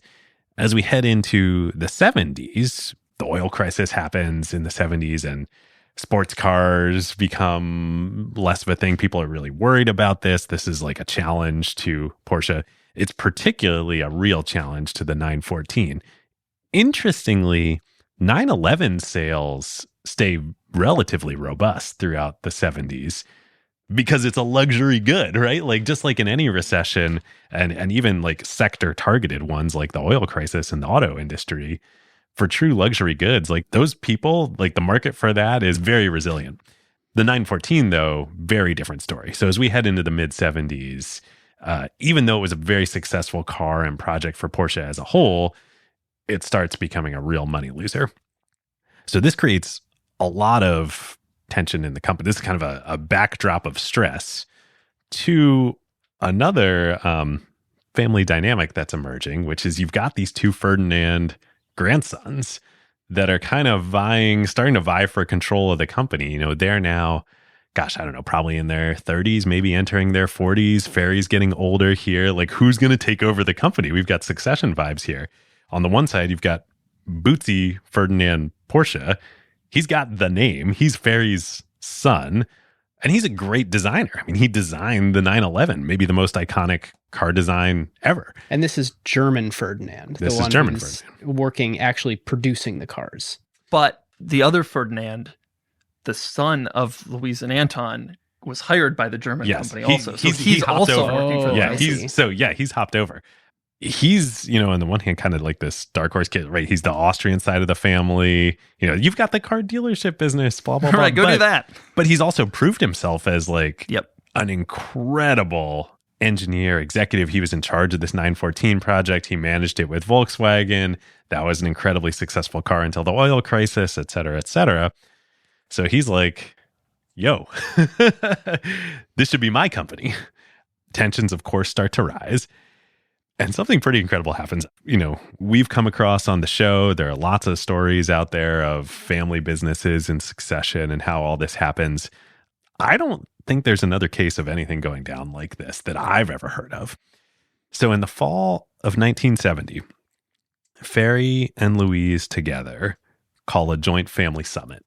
They're like, we're going to settle things. And I don't know, I'm speculating here, but I suspect Ferry and Louise didn't have a lot of acrimony over them. I mean, they're brother and sister. And Louise had her company, Ferry had his company. And they're both making a lot of money. They're both making a lot of money. Everybody's happy. This is between the children here. So they call a family summit. At the end of it, they come to a very, very surprising decision. They don't decide that one Ferdinand or the other is going to take over. Instead, they make the call that the families are going to completely and jointly exit operating the business. Everybody out of the pool. Not the two Ferdinands, gone. What? Ferry himself, who's running the Ferdinand's long dead at this point, the original Ferdinand. They're going to continue owning the company, but they will no longer manage the company. They will no longer operate the company. They will no longer design cars. They will no longer make product decisions. Frankly, this is just insane. I mean, because it's not like, it'd be one thing if they were like, oh, you know, we're really not that good at this. Like, we should hire a professional man. These are generational talents in the car industry. And the best solution they can come up with is, you know what? We're all done here. This is crazy. I would be so fascinated to get video footage of what actually went down in that room and the logic that they could walk themselves through to this is actually the best outcome. There's some direct quotes from a lot of them in Excellence Was Expected. And like, as you can imagine, it's a very delicate topic. And they're also German. So like they're very, you know, prim and proper. But I think Ferry, he basically admits, he's like, yeah, there probably was a better solution to this. But like, it did mean that we could kind of reunite as a family. And like, I think he said something like, there were still tensions, but we could go to each other's birthdays again, you know, something like that. So, I mean, I guess in that, you know, if you value family above all else, maybe Crazy it is decision, irrational. though. It's crazy. It's especially crazy decision because, like you said, they were killing it. They It were had been the a best. family business until this point, and it had been a very successful one because of the efforts of the family. And especially, you got Ferdinand Piëch. Now, looking back on this, we know what happens to Ferdinand Piëch, which we'll get to. But you've got him on this up-and-coming track where he's so legit. Oh, my God. And He it's must like- have been so pissed. It's like, no, you're out. Crazy. I mean, he definitely was so pissed. So let's talk about what happens here. Bootsy, he goes off and he founds Porsche Design. So there exists these weird, there's like Porsche sunglasses out there. You can buy Right. Porsche designed laptops, like all Right. this stuff. That's him. That's a totally new company that he started. It has now been reabsorbed into the broader Porsche conglomerate. But that was started, right? He was like, all right, great. I want to be a designer. That's the path that he goes down. The same thing happened in the Gucci family for anyone who's seen the Gucci movie with Adam Driver. There's sort of a family member who wanders off and does some like effectively like brand licensing. He's like, I'm going to take the family name and make some money off it. Yeah. Which is obviously what was happening Yes, here. Obviously. I think he also was very talented. I mean, he designed the 911 for God's sakes. Right. Like he's talented, but yes, trading on the name here. The other Ferdinand, Piëch. So this guy, oh my God, he's a G. So at first, he's like, I imagine inspired by his grandfather, he's like, I'm going to go start my own engineering consulting company and consult for other car companies. He does do that for a little bit. But pretty quickly thereafter, remember, VW and the new CEO really wanted to build this relationship with Porsche, with Piëch. He gets recruited to come in and take over Audi for VW. I don't think I think he enters working within Audi, but then very quickly becomes the head of the Audi brand for Volkswagen. And Doug, at this point in history, what does the Volkswagen group own brand-wise? Yeah, that's an interesting question. The brands that we know, I think it was just Volkswagen and Audi. And Audi had been a separate company. Audi had been a separate company, and it's also important contextually here to make one really important point about Piëch and Audi. At that time, Audi was a joke. Yeah. Audi was not what it is now. Like now you view Audi as a legitimate competitor to Mercedes and BMW. Back then it was more like how Saab would have been treated. Like it was a absolute second or third tier brand that no one could possibly, it was not a brand that was desirable at that time. Would it be like today, Infinity? Like I know you owned a Kia, right? But like, Kia and Hyundai are trying to enter the luxury market and people are like, really? It was on that level of like, I'm going to stick with Mercedes. Yeah. Was the Audi 5000 the thing that kind of saved them and brought them back? On the contrary, actually, that car was the one that had the famous scandal in the United States where the 60 Minutes found that it unintended acceleration, where it would accelerate, which turned out to kind of be unfounded, but their reputation was like severely, severely damaged by that. But that was this era. Audi needed a turnaround. Volkswagen's got Audi. They're like, we don't know what the hell to do with this thing. We got BMW and Mercedes. They're killing it. So Piëch comes in and like, I mean, this dude is good. Like, this was such a mistake to force him out of Porsche. So he turns around Audi and like builds Audi into, Doug, like you said, the Audi we know today. And he's so successful that in 1993, he gets promoted and becomes CEO of Volkswagen. So you get this situation where they kicked him out of running the company, and then he goes and ends up running Volkswagen. It's wild. I mean, he oversaw and launched the new Beetle. Like literally his grandfather's legacy, the Beetle, he turned over the Beetle model to the new Beetle. How long was Ferdinand Piëch running Volkswagen? A long time. 1993, I believe he was chairman until 2015, 2016, Whoa. Maybe. He develops this reputation of being this just iron-fisted, like, when you say I can only imagine how upset he was when they made the decision to end the family involvement. He has this rep of being like incredibly angry and everything must be to his standard. And so I can only imagine how angry he was. He also, he had 13 children by, I think, 4 different women. He had a lot of kids. He was that typical, how you think of like a German industrialist. Kind of. Around this time, Volkswagen started really gaining a lot of brands. So in the late 90s, they bought Lamborghini. They owned 2 Europe-only brands, one for like Spain and one for like Eastern Europe. And they repurchased the rights to the Bugatti name, which had gone to an Italian company.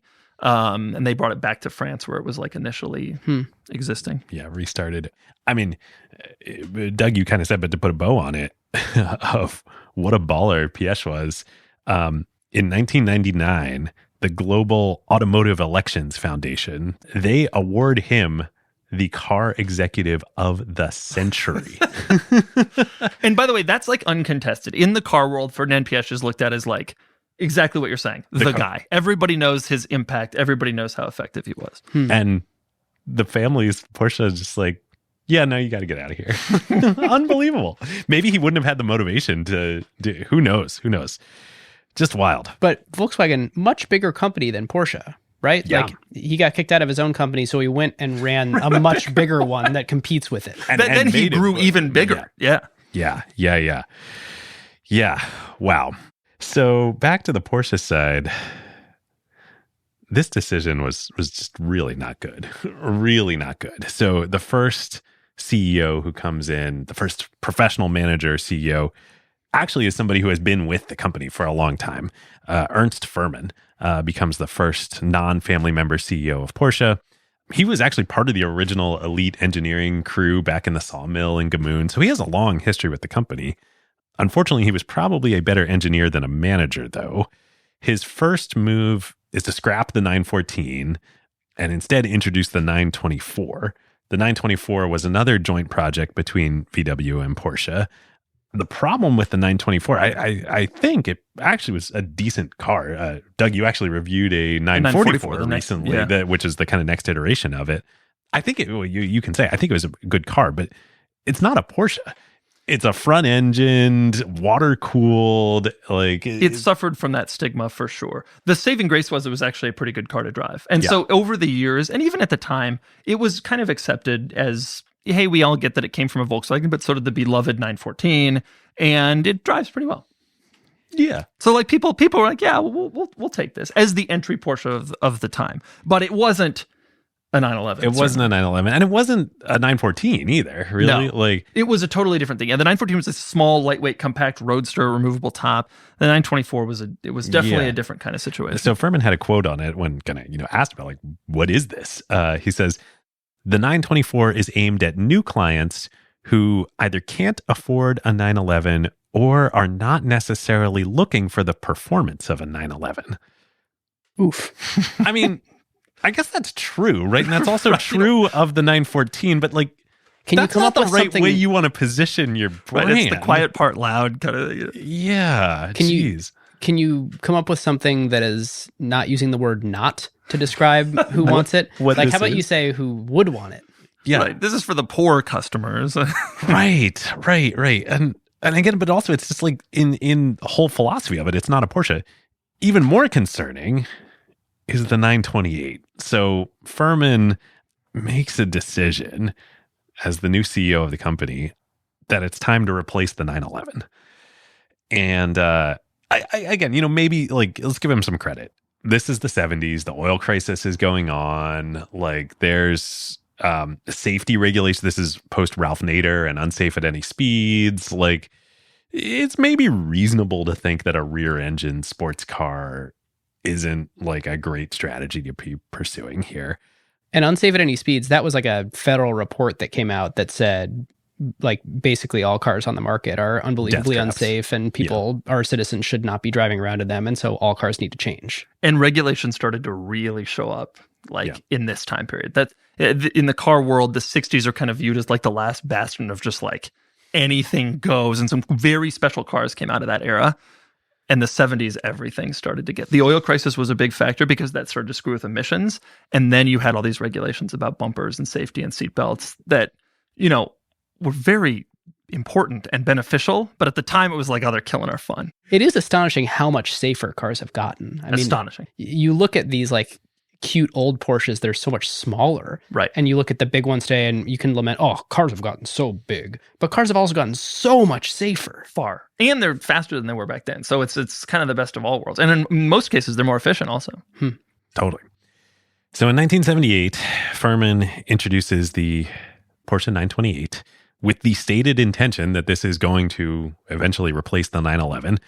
They keep selling the 911. He says, we'll keep selling the 911 as long as we get demand for, I think it was at least like 10,000 units a year or something like that. But, once the 928's on the market and demand dips for the 911, we'll stop making them. Now, I want to defend the 928 a little bit here because this is an important moment in Porsche's history. When we look back on it now, it seems insane that the 911 would go away. Like, how could that be? But it's important to keep in mind that, like, the 356 went away. And that was the Porsche. Like, how now you say, like, oh, I have a Jeep, and you're referring to the Wrangler. Like, that was the Porsche was the 356. And so that went away. And for the 911, it only made sense at some point the 911 would also go away.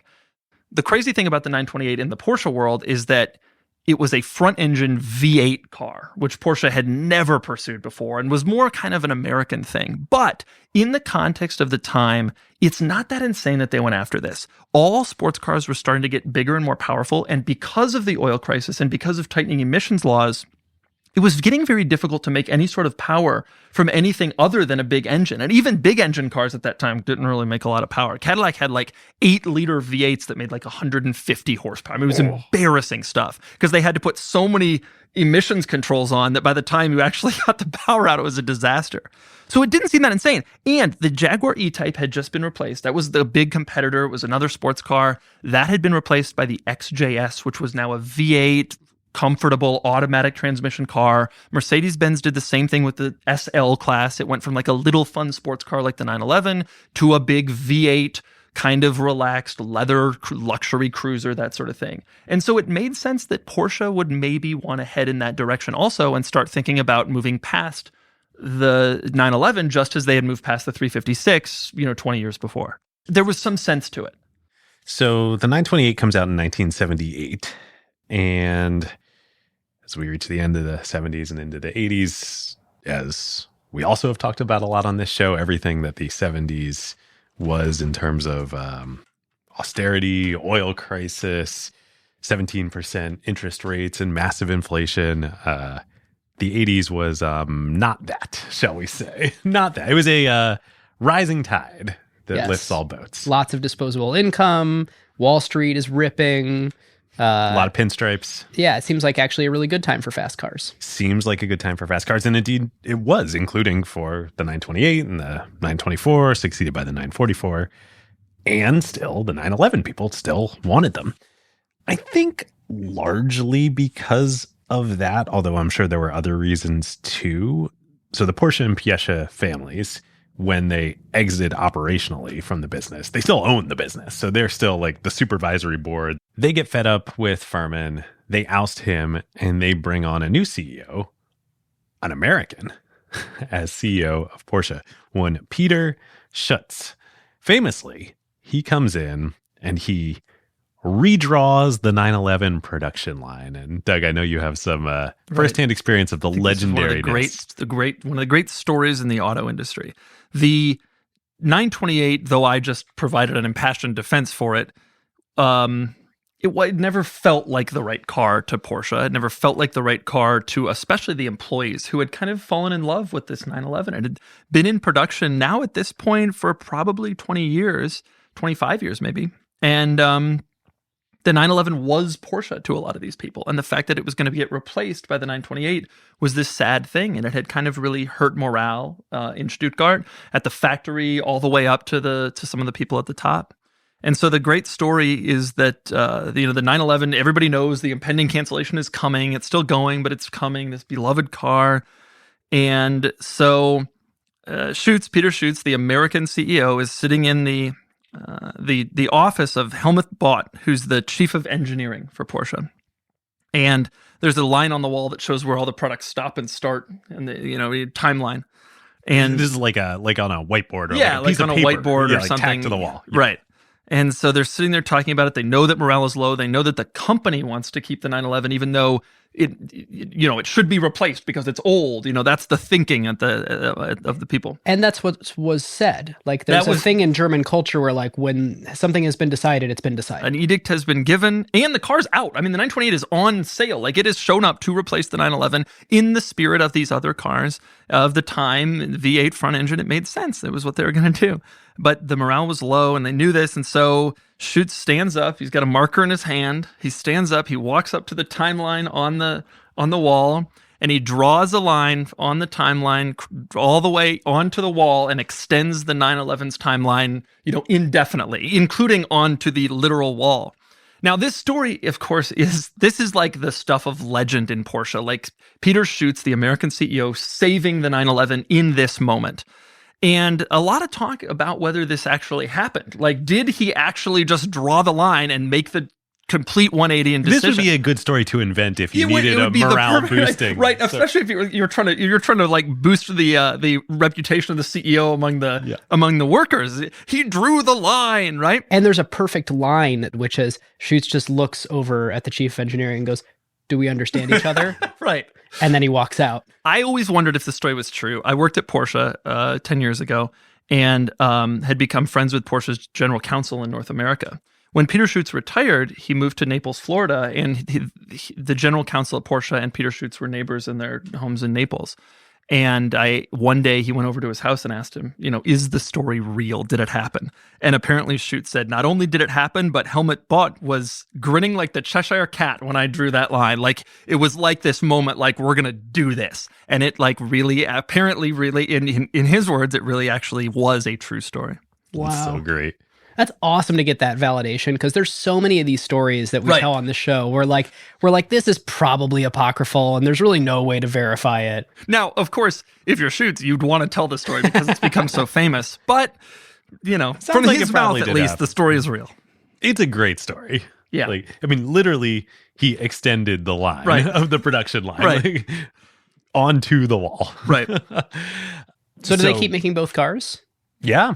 So they kept making, I think they made the 928 until 1995. It was Wiedeking who comes in a minute who finally kills the damn thing. The problem with this decision, you'll get into more economic realities of this situation as the 80s kind of draw to a close, whatever. But the problem with this decision was the company was planning on ending the 911. And so by drawing that line, symbolic though it was, we're going to keep doing this, it also committed a lot of the company's resources to now refreshing something that they hadn't planned on refreshing. Yep. So in the go-go years of the early through mid 80s, no problem. Right. More. We'll do an ICO. We'll issue some NFTs. Right. Tech in 2021. Yeah, exactly. In fact, I think Schutz was like, let's make airplane engines. Yes, I think he was. Yes. Oh my gosh. And on the back of, these go-go years and success, they're selling the 911, they're selling the 928, they're selling a lot of 944s. Like they sold a ton of those things. The families take the company public. So just like a lot of these, like we talked about on the LVMH episode, a lot of these European luxury brands, craftsman brands, they did an IPO. They thought they were being smart. They sold, I think, a 30% stake in the company, but all non-voting shares. Like, oh, we're not going to, no corporate raiders here. Nobody will have any voting control except the families. Like, it is impossible that somebody could, attack us because the families all own, it would have to be somebody inside the families who would attack us. Why would that ever happen? Well, everything goes great. The stock, doubles within the first year that it's on the market. But then 1987, long-term capital management blows out, the end of the go-go years of the 80s. Not good for Porsche, and not good in a lot of senses. Like A, just period, economic climate, not good for anybody. B, you're making luxury sports cars.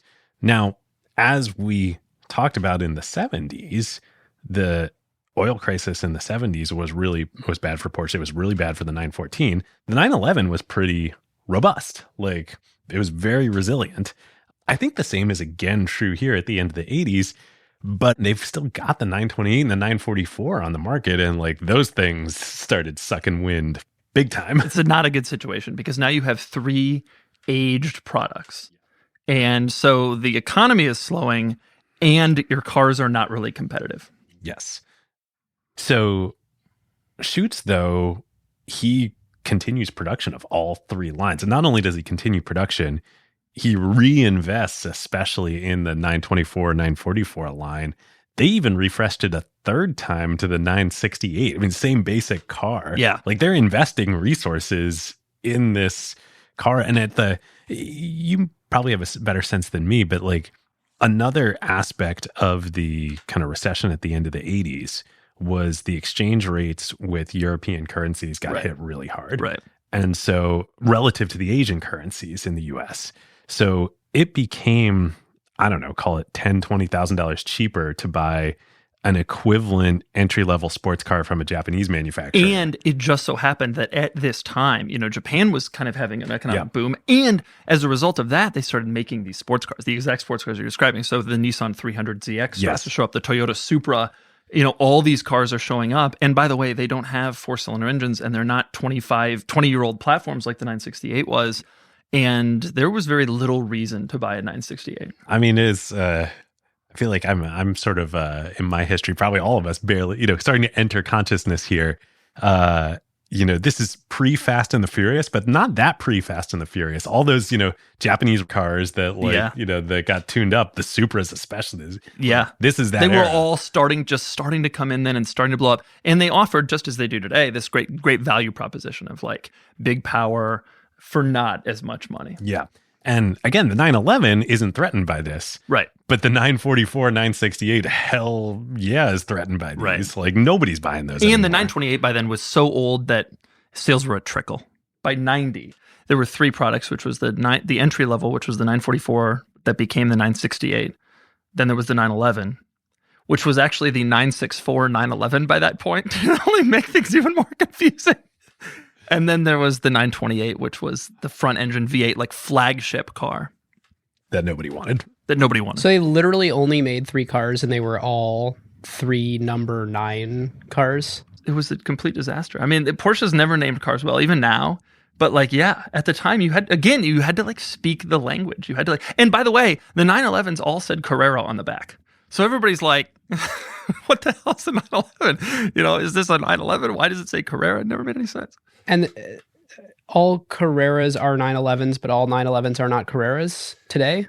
That has changed over the years. Then there was a trim level of the 924 called the Carrera. It was actually called the Carrera GT, which they later named this car. Right.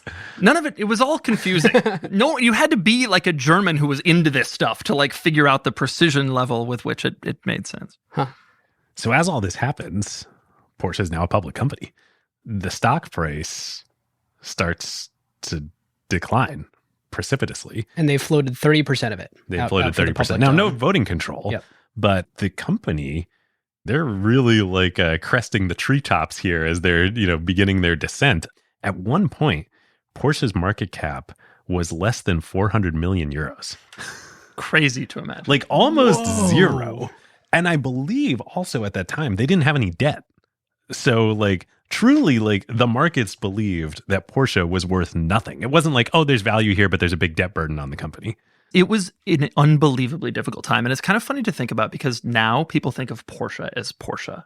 Like this crazy company. It's one of the hottest brands, like you said, probably one of the most valuable brands. And it's only 30 years later. Only 30 years later. It was dire straits. I pulled up the US sales figures for Porsche from this era, which is so insane to me. They dipped in 91, 92 to 4,100 units. That was worse than 1965 sales. They had routinely sold between 13 and 30,000 cars a year throughout the 60s, 70s, 80s. 13 and 30,000. And in the US at 92, they dipped to 4,100 cars. That was the level that we were talking about. It was complete dire straits. So even though the public doesn't have any voting control, everybody starts to think the only thing that can happen here is this company's going to get bought out. One equity research analyst actually in a research note said that he thought there was a 98% chance that the families would have to sell and that they would accept, some amount of value for their stake rather than just have it go to zero. So Schutz gets fired, but it's not like that fixes anything. I think it was 1987 when he gets fired. Over the next 6 years, they cycle through, I think, 3 or 4 more CEOs. Brutal. None of which really figure it out. There is one bright spot, though, however, which if this were a normal acquired episode, we would just skip, but we've got Doug.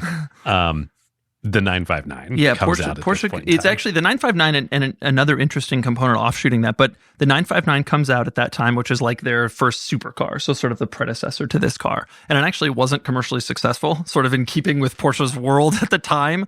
But it was kind of a test bed for some new technology, including four-wheel drive in a supercar, which has now pretty much become standard fare. The 959 was really the first car that had that. After the 959, Porsche was so desperate, though, that they started taking on projects for other manufacturers. And so it's known in the car world, but not as much in the general world. Porsche built a Mercedes-Benz, which was called the 500e. It was a midsize sedan. Mercedes didn't have the capacity or didn't really want to do it. Oh, so they built a sedan for Mercedes. That's in the Porsche factory in Zuffenhausen, in Stuttgart. Who designed it? It was a Mercedes car. So it was a Mercedes E-Class, like a regular Mercedes sedan, but with a larger engine. And Mercedes felt that having Porsche involved would give it some sports car credibility. Porsche literally produced the car. And then Audi did the exact same thing. Audi needed more credibility because they were still kind of a fledgling luxury car brand. They wanted to get into the sports realm because that's where a lot of money was being made. And so Audi came to Porsche and said, can you help us develop a car? And it was called the RS2. And I actually had one and just sold it last year. It was a station wagon. And that was the conditions under which Porsche agreed to build the car. They said, we'll do it, but we don't want you to compete with our cars as a coupe, a sports car. So we build it if you build a station wagon, which essentially touched off the high performance station wagon thing, which Audi is still known for to this day, more than almost any other thing. But Porsche was so desperate, they even allowed Audi to license their name and put it on those cars. So the RS2 had Porsche brakes, they're branded Porsche. The Porsche logo appears in the badge like the literal emblem on the side of the car, Porsche was just like, yeah, fine, because it literally kept the lights on in Stuttgart. It's Zuffenhausen. So when you they're say just mortgaging the brand, they were desperate. They were completely desperate. So when you mentioned like the Porsche Mercedes-Benz relationship, that 500e was an interesting thing because around Porsche at the time, there were a lot of ways that it could have gone totally wrong. And I went there and I did a factory tour a couple of years ago. And the guy who gave the tour had worked there for like 25, 30 years through this time period. And he said that in his mind and in the mind of a lot of Porsche employees at the time, Mercedes-Benz helped save Porsche. Mercedes could have built that car, but their brothers in Stuttgart down the street were having really tough times. Here's a project that you can work on to keep the factory workers going. Wow. And it was literally like, you have empty production lines. So even though you're not going to make a lot of margin on this, let's at least like, you can be our contract manufacturer. yeah, Like when you have union contract, maybe this was part of the circumstance. You have union contracts, you get paid these people, whatever. Here, you're not going to make money, but like, we're doing it. Wow. And it's something. It's a project for you. We'll It's keep something. your lines going instead you of going. losing money on having to pay Yeah. Right. Wow. Wow. It was a tough era. It was like indescribably tough. And I think this is lost on a lot of younger people who have only seen Porsche in the world of crazy expensive cars and all the money they charge for colors now and all that. There was a period where it almost all came to zero. And not that long ago. Not that long what's ago. That's the other thing. crazy. It wasn't like this Yeah. was in the 50s. Like No. we were alive. This was real Yeah. stuff. All right, listeners, now is a great time to tell you about a longtime friend of the show, Vanta. AI has scrambled the whole security picture. It used to be that you proved that you were secure once a year, an audit or a static PDF, then everyone would nod and you're done. But in an AI-first world, that doesn't hold up anymore. Yep, your risk surface changes every week now. A vendor turns on an AI feature or someone writes in a new model without telling IT, and your posture is different than it was last week, let alone at your last audit. Vanta's own research found that around 70% of companies have this quote-unquote shadow AI running with no security review at all. Right. And that's where Vanta comes in. They're the leading agentic trust platform, meaning they've built the thing that closes the gap. And the way that they close that gap is Vanta Agent. Think of it as a GRC engineer, that's governance, risk, and compliance, except that it's software and it doesn't sleep. It finds the issues, drafts the fixes, and cuts the time that you'd spend on vendor assessments in half. In half, which is exactly why more than 16,000 companies today run on Vanta. Companies like Ramp, Cursor, and Snowflake all stay audit ready and catch the risks that crop up between audits across every vendor, every AI tool, the whole environment. And that's the real value. Trust has to be continuous now, which is why Vanta automates your security, your compliance, and the work to earn and prove trust. We're huge fans of Vanta over here, and literally hundreds of acquired listeners have become Vanta customers at their companies over the years. So you can get $1,000 off Vanta at vanta.com/acquired. That's VANTA.com/acquired for $1,000 off, and just tell them that Ben and David sent you. So David, this thing that Doug just referenced to me, the money they charge for colors, you can do a thing today where you go to buy a Porsche and their online configurator, and they have the paint from every single Porsche ever produced in history. And so you're like, there was really something about this particular 911 in this year. I really loved this paint. You can pay them something like $15,000 for your Porsche to be in that particular It's like color. a library wine. Yes, that's exactly it. Imagine the Porsche of the 80s, early 90s, like commanding that kind of, it would never have happened. But now the brand has changed so much that like 15 grand for a color, people are like falling all over themselves to do it. Yeah, why not? The other thing that it's emblematic of, which I think we haven't really talked about yet, of what makes Porsche special, is this unbelievable heritage. Like the design language that they use, what the 911 is. You mentioned earlier, they don't really change it that much from, generation to generation. There's this sort of obsession with put something out there and then spend years and years and years, tiny little tweaks and refinements, making it the like platonic form of what it can be. And there's this like obsession with, if you loved Porsche in any given year, we want to make sure that we keep you along for the ride and you can continue to love us today. Right. If you as a child wanted a 911, guess what? It's still around. It still looks about the same, and it's still the same level of desirability that you wanted back then. It's so funny. I feel like the sales cycle for a 911 has got to be 40 or 50 years, right? Like kids fall in love and then you can't really buy one until you're in your 40s or 50s, right? It was always a weird aspect of the brand that like you actually weren't necessarily only marketing to like adults. You also had to market to like people who would cultivate this passion that you knew that would become a thing later when you weren't even an executive or you weren't even working there. But like, that's part of the brand, is like hooking people young and making them feel like this is a cool thing. So Doug, this thing that we're talking about, this idea that if you loved Porsche ever, we want to deliver on that promise today. Do you feel like that consistency has been there since the very beginning, or do you feel like that's something they learned in their like rise from the ashes after this 80s That's period? a good question, but you have to assume they didn't expect, in 1948 that they would ever even be in the position to deliver that, right? In 1950s. Also, like you said, I hadn't quite thought about, but I was planning to tell this story of like, oh my God, Furman wanted to kill the 911. What a dumb idea. But it was like natural. They killed the 356. At that time, the natural thing would have been to kill the 911. Looking back on it, it's insane. But at that time, it seemed like, now all these icons have emerged and all this lore has emerged over the years. But when you really think about, you put yourself in the perspective of those eras. Okay, so Porsche's in this tailspin. The two eras that happen next are both equally amazing. So in 1993, a guy named Wendelin Wiedeking gets appointed as the CEO. Now, he had actually started his career with Porsche in the 80s as all this crazy stuff is happening. He was like a loud voice of protest against all the, Schutz and Furman era decisions. He resigned and left the company. They recruit him back in the early 90s to take over as head of production. And he implements the Toyota production system at Porsche, which they must have been like the last auto manufacturer in the world. I don't know if Ferrari uses the Toyota production system, but like this wasn't new technology at this point in time. Right. Remember, Porsche is bleeding cash. Being more efficient and more profitable in your operations for whatever cars you can sell is pretty important. He's like the Tim Cook of Porsche here. He gets promoted to CEO. And when he does, speaking of Apple, he kind of pulls a Steve Jobs return-like moment. He cuts the product lines down to just the 911. So this is the right thing that needed to be done, but it's also kind of crazy. He kills the 944, 968. He kills the 928. He takes everything back down to just the 911. And like analysts, people like car, magazines ask him, what's your strategy for an entry-level Porsche? And he says, Porsche's strategy for an entry-level Porsche is a used Porsche. Such a good line. Such a good line. Such a good line. So by the 95, 96 production year, the 911 is the only Porsche model left on the market, which hasn't been the case since the 356. Like this is kind of crazy. Also, what kind of company makes one product?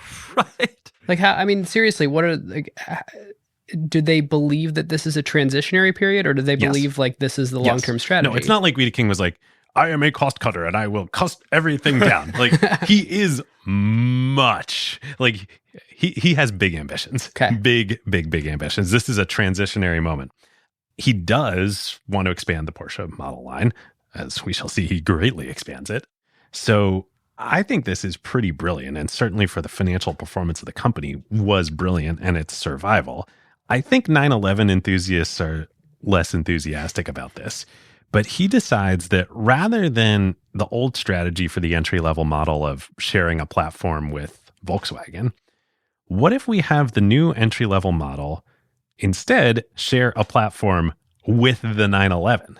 And so what he does is he says, let's take the front end of the 911, of the next generation 911, the 996, and use that exact same front end, same headlights, same hood, same everything, and then made it with a new entry level, back end, the rest of the chassis of the car, revive the old 914 concept that was so successful, mid-engine, roadster model with a, how would you describe the, it's not a convertible per se. No, it is. The Boxster was a full convertible. Okay. Yeah. And it's also important to point out the interiors were almost entirely shared as well. Oh, the interiors were, like the steering wheel and the wheel, all the buttons. In fact, if you get into a Boxster, which was a 2-seater car, it has a coat hook on the back of the seat because the 911 had a coat hook on the back of it. You can't put a coat in a Boxster. The seat is right up against the but they shared everything. Wow. Interesting. So, Doug, what you're alluding to, this is the Porsche Boxster, which becomes a huge success.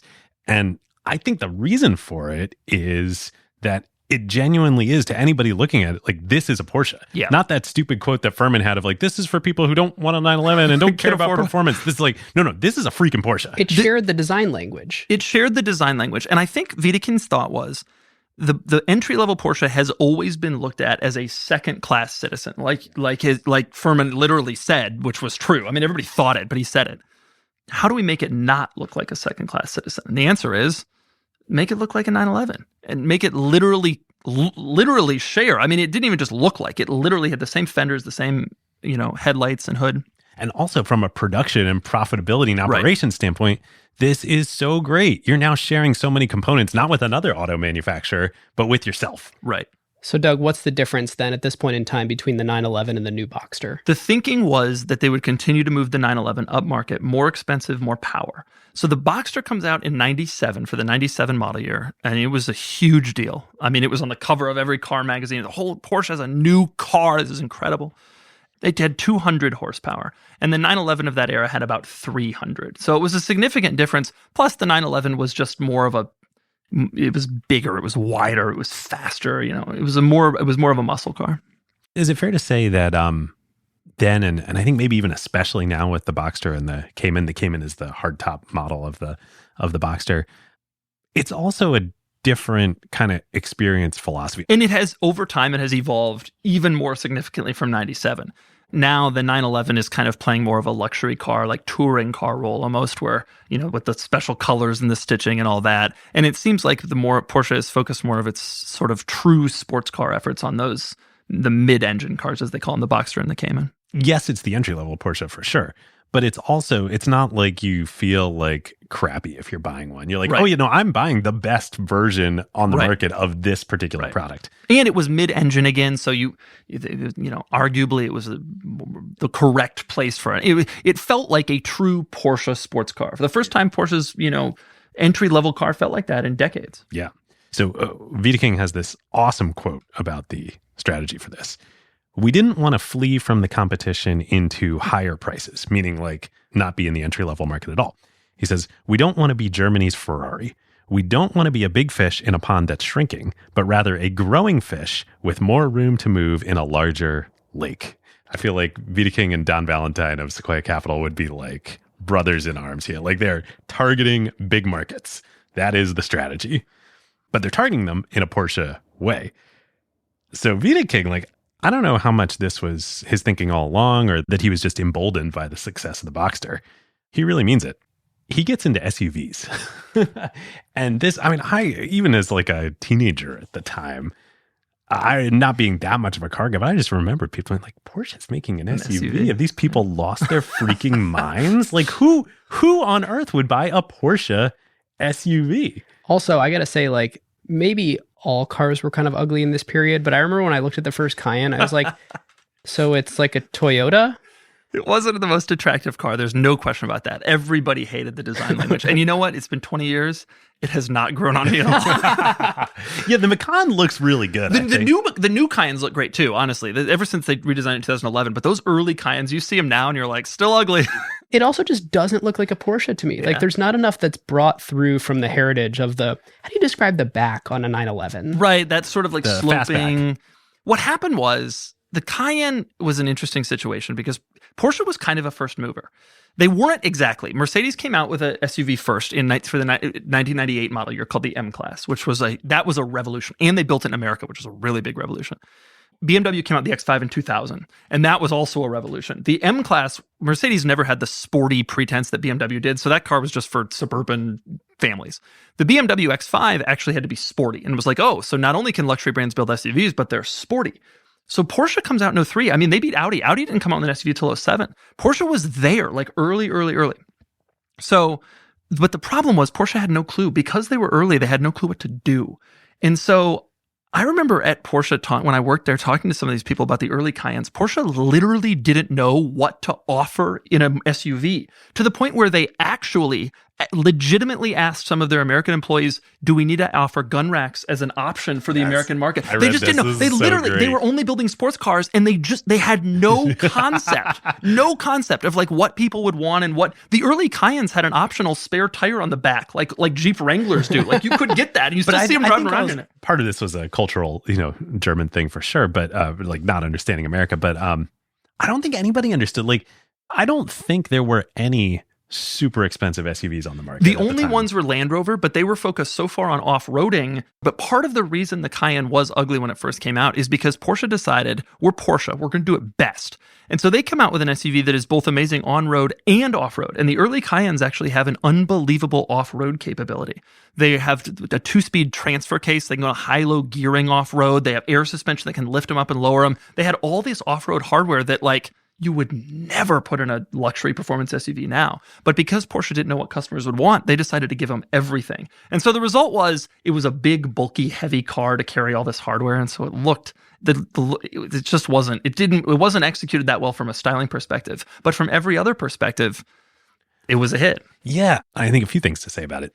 There wasn't anything else that was like I can spend $100,000 on an SUV. Right. This was before the days of an Escalade even. Cayenne came out in 2003. Escalade came out in 1999. So it was the Escalade was ahead. Escalades were like 40, 50 grand, right? And they were just, at that time, they were just Tahoes that looked nice. Like now Escalade has become a real thing. But at that time, it wasn't.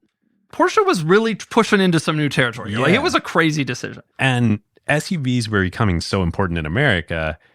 I think there were just like a lot of wealthy people out there and a lot of status focused people that were like, yeah, there's an SUV I can spend $100,000 on. Like, boom. Hell yeah, take my money.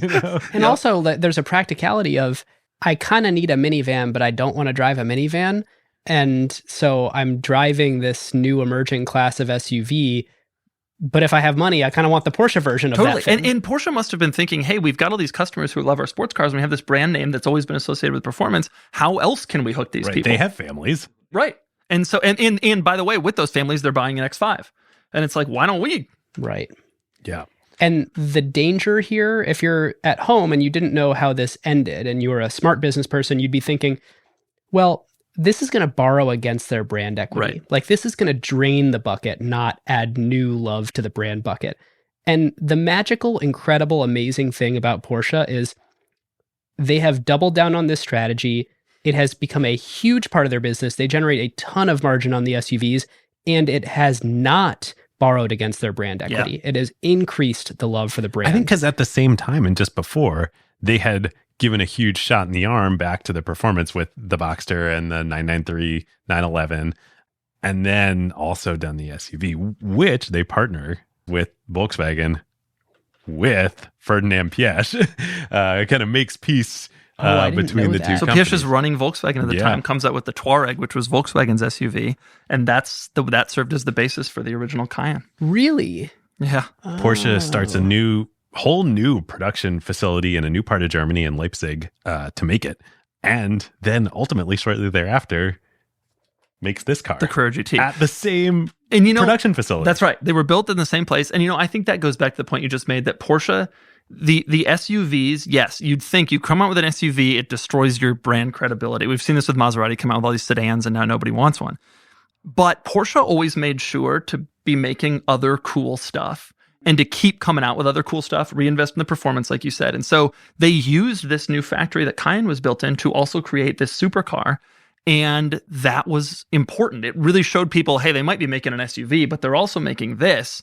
So they're legit. For people who are just listening to the audio, this is the Carrera GT sitting behind us. The Carrera GT. So, okay, we've alluded to this amazing machine behind us. Like, what is this thing? The Carrera GT, in my mind, is the greatest driving car ever built. And a lot of people actually say that. It's not objective by any means, but a lot of people who have driven, this and a lot of other cars kind of feel that way about this car. It was a true analog supercar, which means manual transmission. There's very few driver aids in this car. Like you'd get in a modern car, stability control, traction control, that sort of stuff is either non-existent or heavily dialed down. Full carbon fiber body, like no expense was spared, basically. And the coolest part was that the powertrain, which is a big V10, was shared with, initially it was developed for Formula One racing, and then it was evolved to Le Mans racing. And in neither cases did it ever actually see the light of day. They created a Formula One engine. It didn't work out. It's a little bit like the original 911 engine that Ferdinand Piëch designed for racing, but then only made it into the... Right. That's exactly like that. The crazier thing here, though, being in that time you could do that because there were no emissions regulations. The concept of taking a race car engine today and putting it into a road car is just non-existent. Like, to get a Le Mans or Formula One engine homologated for road use is just like mind-blowing. So that's the cool thing. And this car has... it originally came out, in this era and was thought of as cool and special and whatever, but its legend has sort of grown since then as sports cars have moved away from some of the things that made this car so special, specifically this analog feel. All exotic cars now are automatics and hybrids and that sort of thing. And this was kind of the end of the end. My sense is this car, too, has a reputation, partly because Paul Walker died in it, Yes. of like, unlike a lot of Porsches and the 911, like, this is something that you need to really know what you're doing to operate this thing. You can't, if you let it get away from you, it'll kill you. Yeah, it has a reputation for being difficult to drive, which I think is somewhat unfounded, but also, especially by modern standards, cars have gotten so much more powerful than this. A new Audi RS3, which is just an high-performance Audi sedan that you can buy for $65,000, $70,000, is faster than this car 0 to 60. Like, it's not that crazy by modern standards, but at the time, it certainly was something. Yeah. But I guess, like, today, cars, like, there's so much stuff, technology in cars that is designed to keep you from, like, doing stupid stuff. And this car was kind of the end of that era. And I think that's why it's so special. It was like the last of these cars that really you could get into trouble. And Paul Walker died in one. And there were some other deaths too that weren't quite as high profile, but there were some serious accidents and some people died in them and maybe still will. It's still out there and it's still a dangerous car. The weirdest thing about high-end cars that have lore associated with them is typically when someone high profile dies in it, the value goes up. Right. It's like an artist. It's like paintings. Yeah. I think that car people had always known the car had kind of this reputation. There were like lawsuits against Porsche about this. Porsche got sued. Yeah. It went to jury trial. Porsche was found liable, at least partially liable. Wow. And that's a big deal if you're an automaker because they got 1,300 of these out there. Right. They find liable. Because production was, and this is the value of the car now. Like, production was initially intended to be higher than it ended up being. They stopped it early, and so they had some weird issues happen. There was a changing regulation that forced them to build a lot of them sooner than they thought, so they ended up flooding dealerships with them earlier than they expected to, and the car didn't sell well when it first came out. The sticker price was $440,000, and they dropped fast. You could get them in 08, 07, 08, you could get them for $250 all day long. And now you can't. They don't exist under $1 million. It's a crazy thing. Wow! Should have all invested in Carrera GTs. Could have bought Apple stock or Carrera GT. Carrera GT would be a lot more fun to own than. You probably don't need 7 of them or whatever. Yeah, right. But it would have. They all completely took off. Wow! It's funny. I thought that this, was going to be a fun little digression about the Carrera GT, but I realize now actually this is a super important point to the business history. While they were drawing on the brand equity to make the SUV, this was a big part of putting cash back in the bank of the brand equity. Yeah. And to do it on the same production line as it the also SUV. had that effect. It also helped legitimize that facility. Because up until that point, except for the ones built in Austria, all of the Porsches had been built in Stuttgart, in Zuffenhausen, in that factory, that same factory for all these years. And so this car helped legitimize, like, we might be making a factory in East Germany where we're building SUVs, but we're not straying too far. We're still doing our thing. So this point is an interesting one because it is something that other luxury brands do as well. I remember reading when Louis Vuitton first started coming out with the more approachable wallets and clutches and ways that you could tiptoe into participating in the brand story. They were also releasing $100,000, $200,000 special handbags that were new products or new collaborations with other designers that sort of told you, no, we're still Louis Vuitton. We just have this other way to be a part of our brand. Right. Yeah. And Porsche would go on to do it again, which I'm sure we'll talk about shortly. Oh, yes.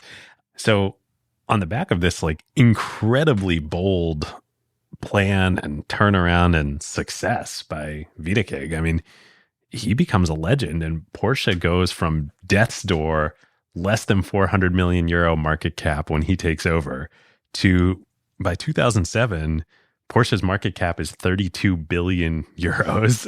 Crazy. A better investment than a Carrera GT, in fact. So they never had to have any like help once they scraped that bottom of whatever Nope. it was, $400 million market cap. Nope. From 400 Porsche million is euro? saved.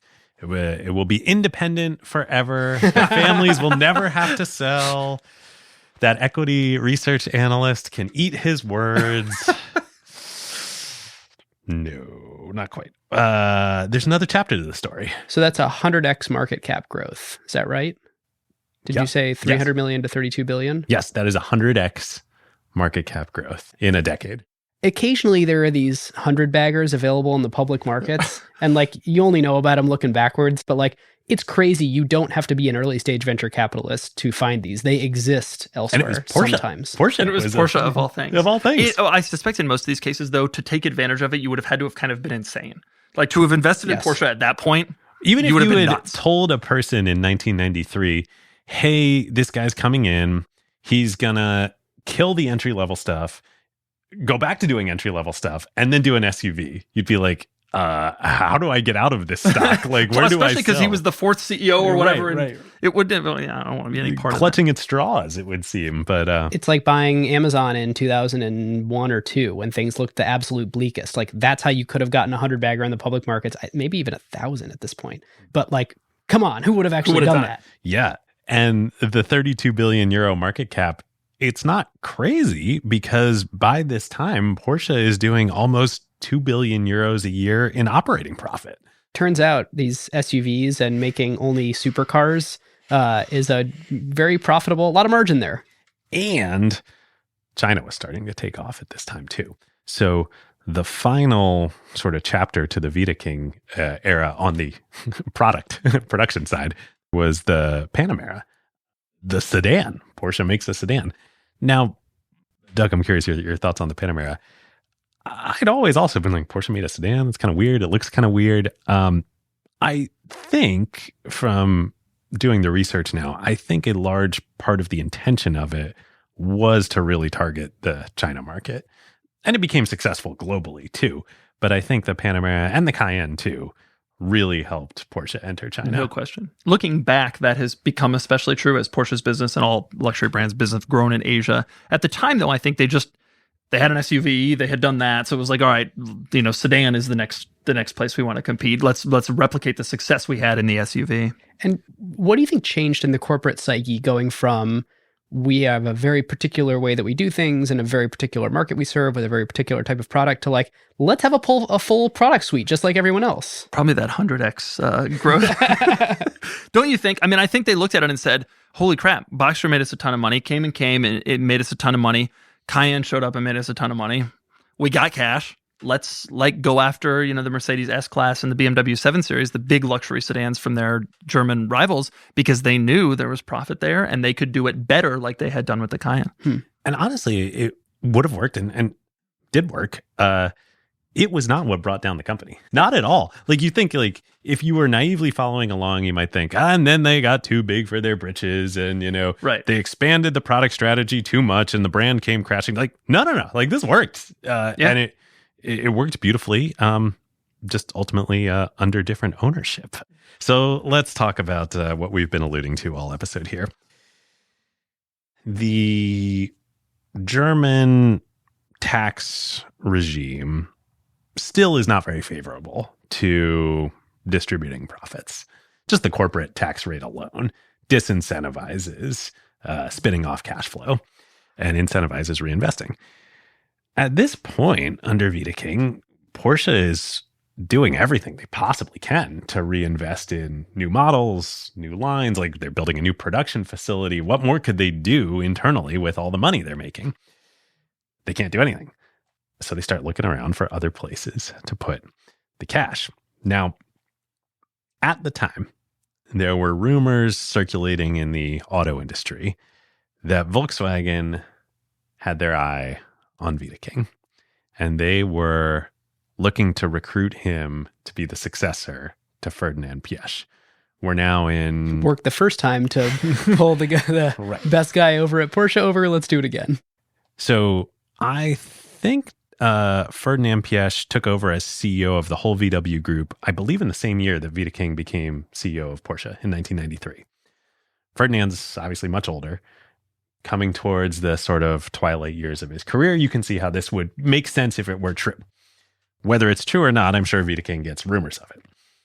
Wiedeking's really, kind of feeling himself here at Porsche, right? Like he's hard to imagine a better run.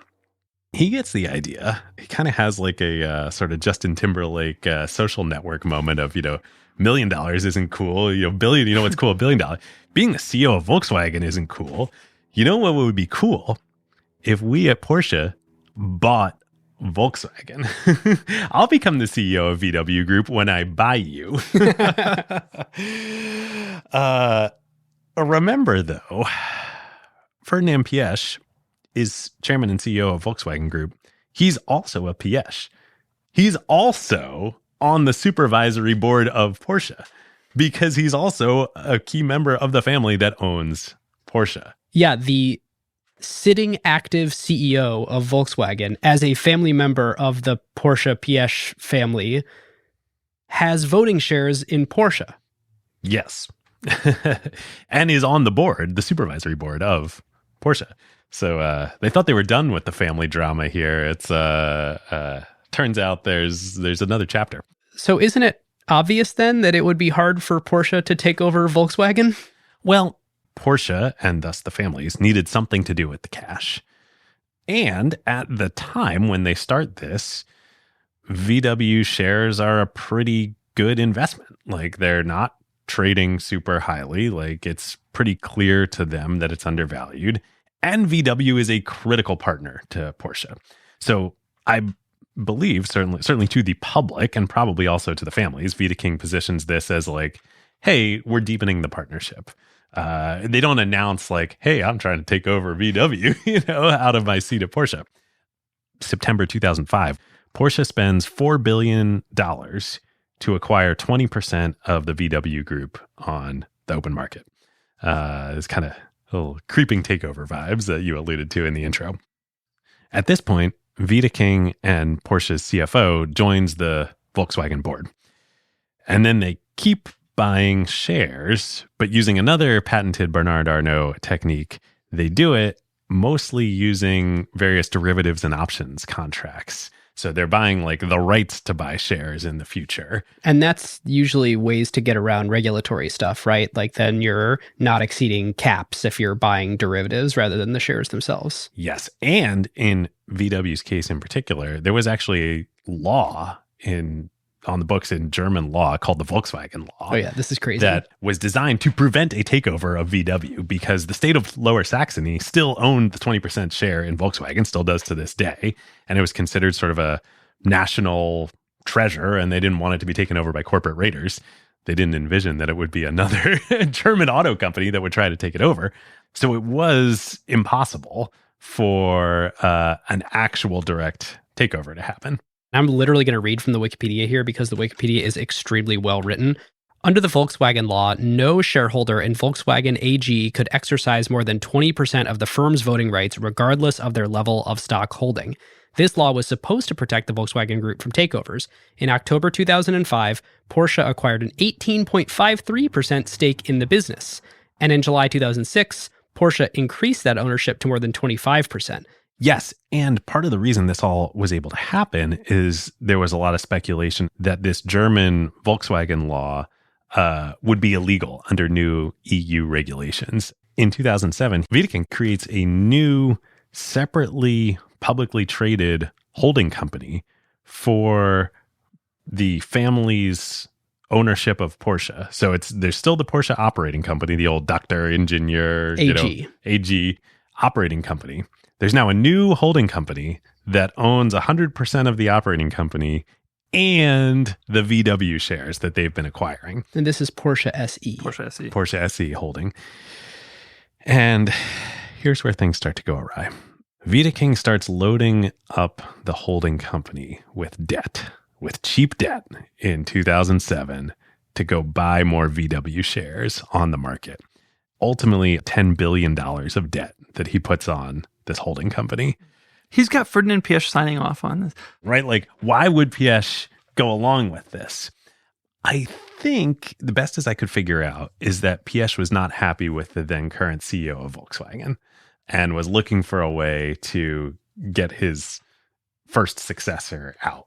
So he clearly he was trying to recruit Wiedeking too. So like he was benefiting from this too. Right. Yeah. He was going to have his cake and eat it too, I guess. Right. Heads I win, tails you lose. Yep. So as Porsche's buying all these VW shares on the market with the debt that they're loading up on the holding company, the float of VW shares that are actually available on the market starts shrinking precipitously. Just because remember, the German state of Lower Saxony still holds 20%. Porsche now owns more than 50%. Because they had kept buying after that 25% using all the cheap debt, and they got all the way up to 50%. Right. So that only leaves 30% left. Then you've got all the insiders like, Piëch and everybody else, like who knows how much equity they hold, plus maybe some long-term holders or funds that aren't going to sell. The amount of VW shares trading hands on the open market shrinks to pretty close to zero. We know that, markets are supply and demand, just like this car sitting behind us. If there's not a lot of supply available, prices are going to go up. Didn't they go up so much that Volkswagen like briefly became the most valuable company by market cap in the world? Yes, they did. So as all of this is happening, Lehman Brothers collapses. Which this is the black swan event that Wiedeking couldn't have predicted. Like, he's not dumb. He knew he was taking risks here, but yeah. So Lehman Brothers collapses, and it's crazy what happens. So during the week after the collapse in October 2008, that's when Volkswagen Group becomes the most valuable company in the world. Hedge funds have been shorting Volkswagen. You get a short squeeze that happens and the stock just goes through the roof. Because there's all the demand for borrowing the shares to do the short selling. So you would think that this is like the best thing that's ever happened to Porsche and Wiedeking. They now own more than 50% of the most valuable company in the world. They're invincible. I believe the threshold that they needed to get to was 75% in order to consolidate VW's financials into Porsche. And so they had announced that their intention was to buy up to that threshold and to get there. So you think this is great, but this is terrible. This is the undoing of Porsche and Wiedeking because they've got this debt. Lehman's just happened. So like clearly they're not going to be able to refinance any of that. And yes, VW's share price is in the stratosphere, but it's not sustainable because if Porsche were to start to sell any of their shares, which they're going to have to service the debt really soon, the share price is going to completely crater because like this is like an artificial price. It's just because of the short squeeze that it's that high. So Porsche now is like completely trapped. They can't sell to service the debt because then the share price will crater. They can't buy because they can't take out any more debt. So they're just kind of like stuck in stasis at this point in time. Why can't they sell? Because if they sell, they get a bunch of cash by not liquidating that many shares because it's so valuable. And they're not going to be able to sell that many shares at this price before the price craters. Right. So they basically can't get... Because who's going to be buying? Lehman just happened. Right. Wow. Fascinating. So at this point, Piëch, Ferdinand, good old Ferdinand. Who hasn't moved a single piece on the chessboard No, yet. he's just watching. There. He's on the Porsche board, and he is still chairman of the VW board. He's no longer CEO, but he's still chairman of VW. This is when he turns on Wiedeking.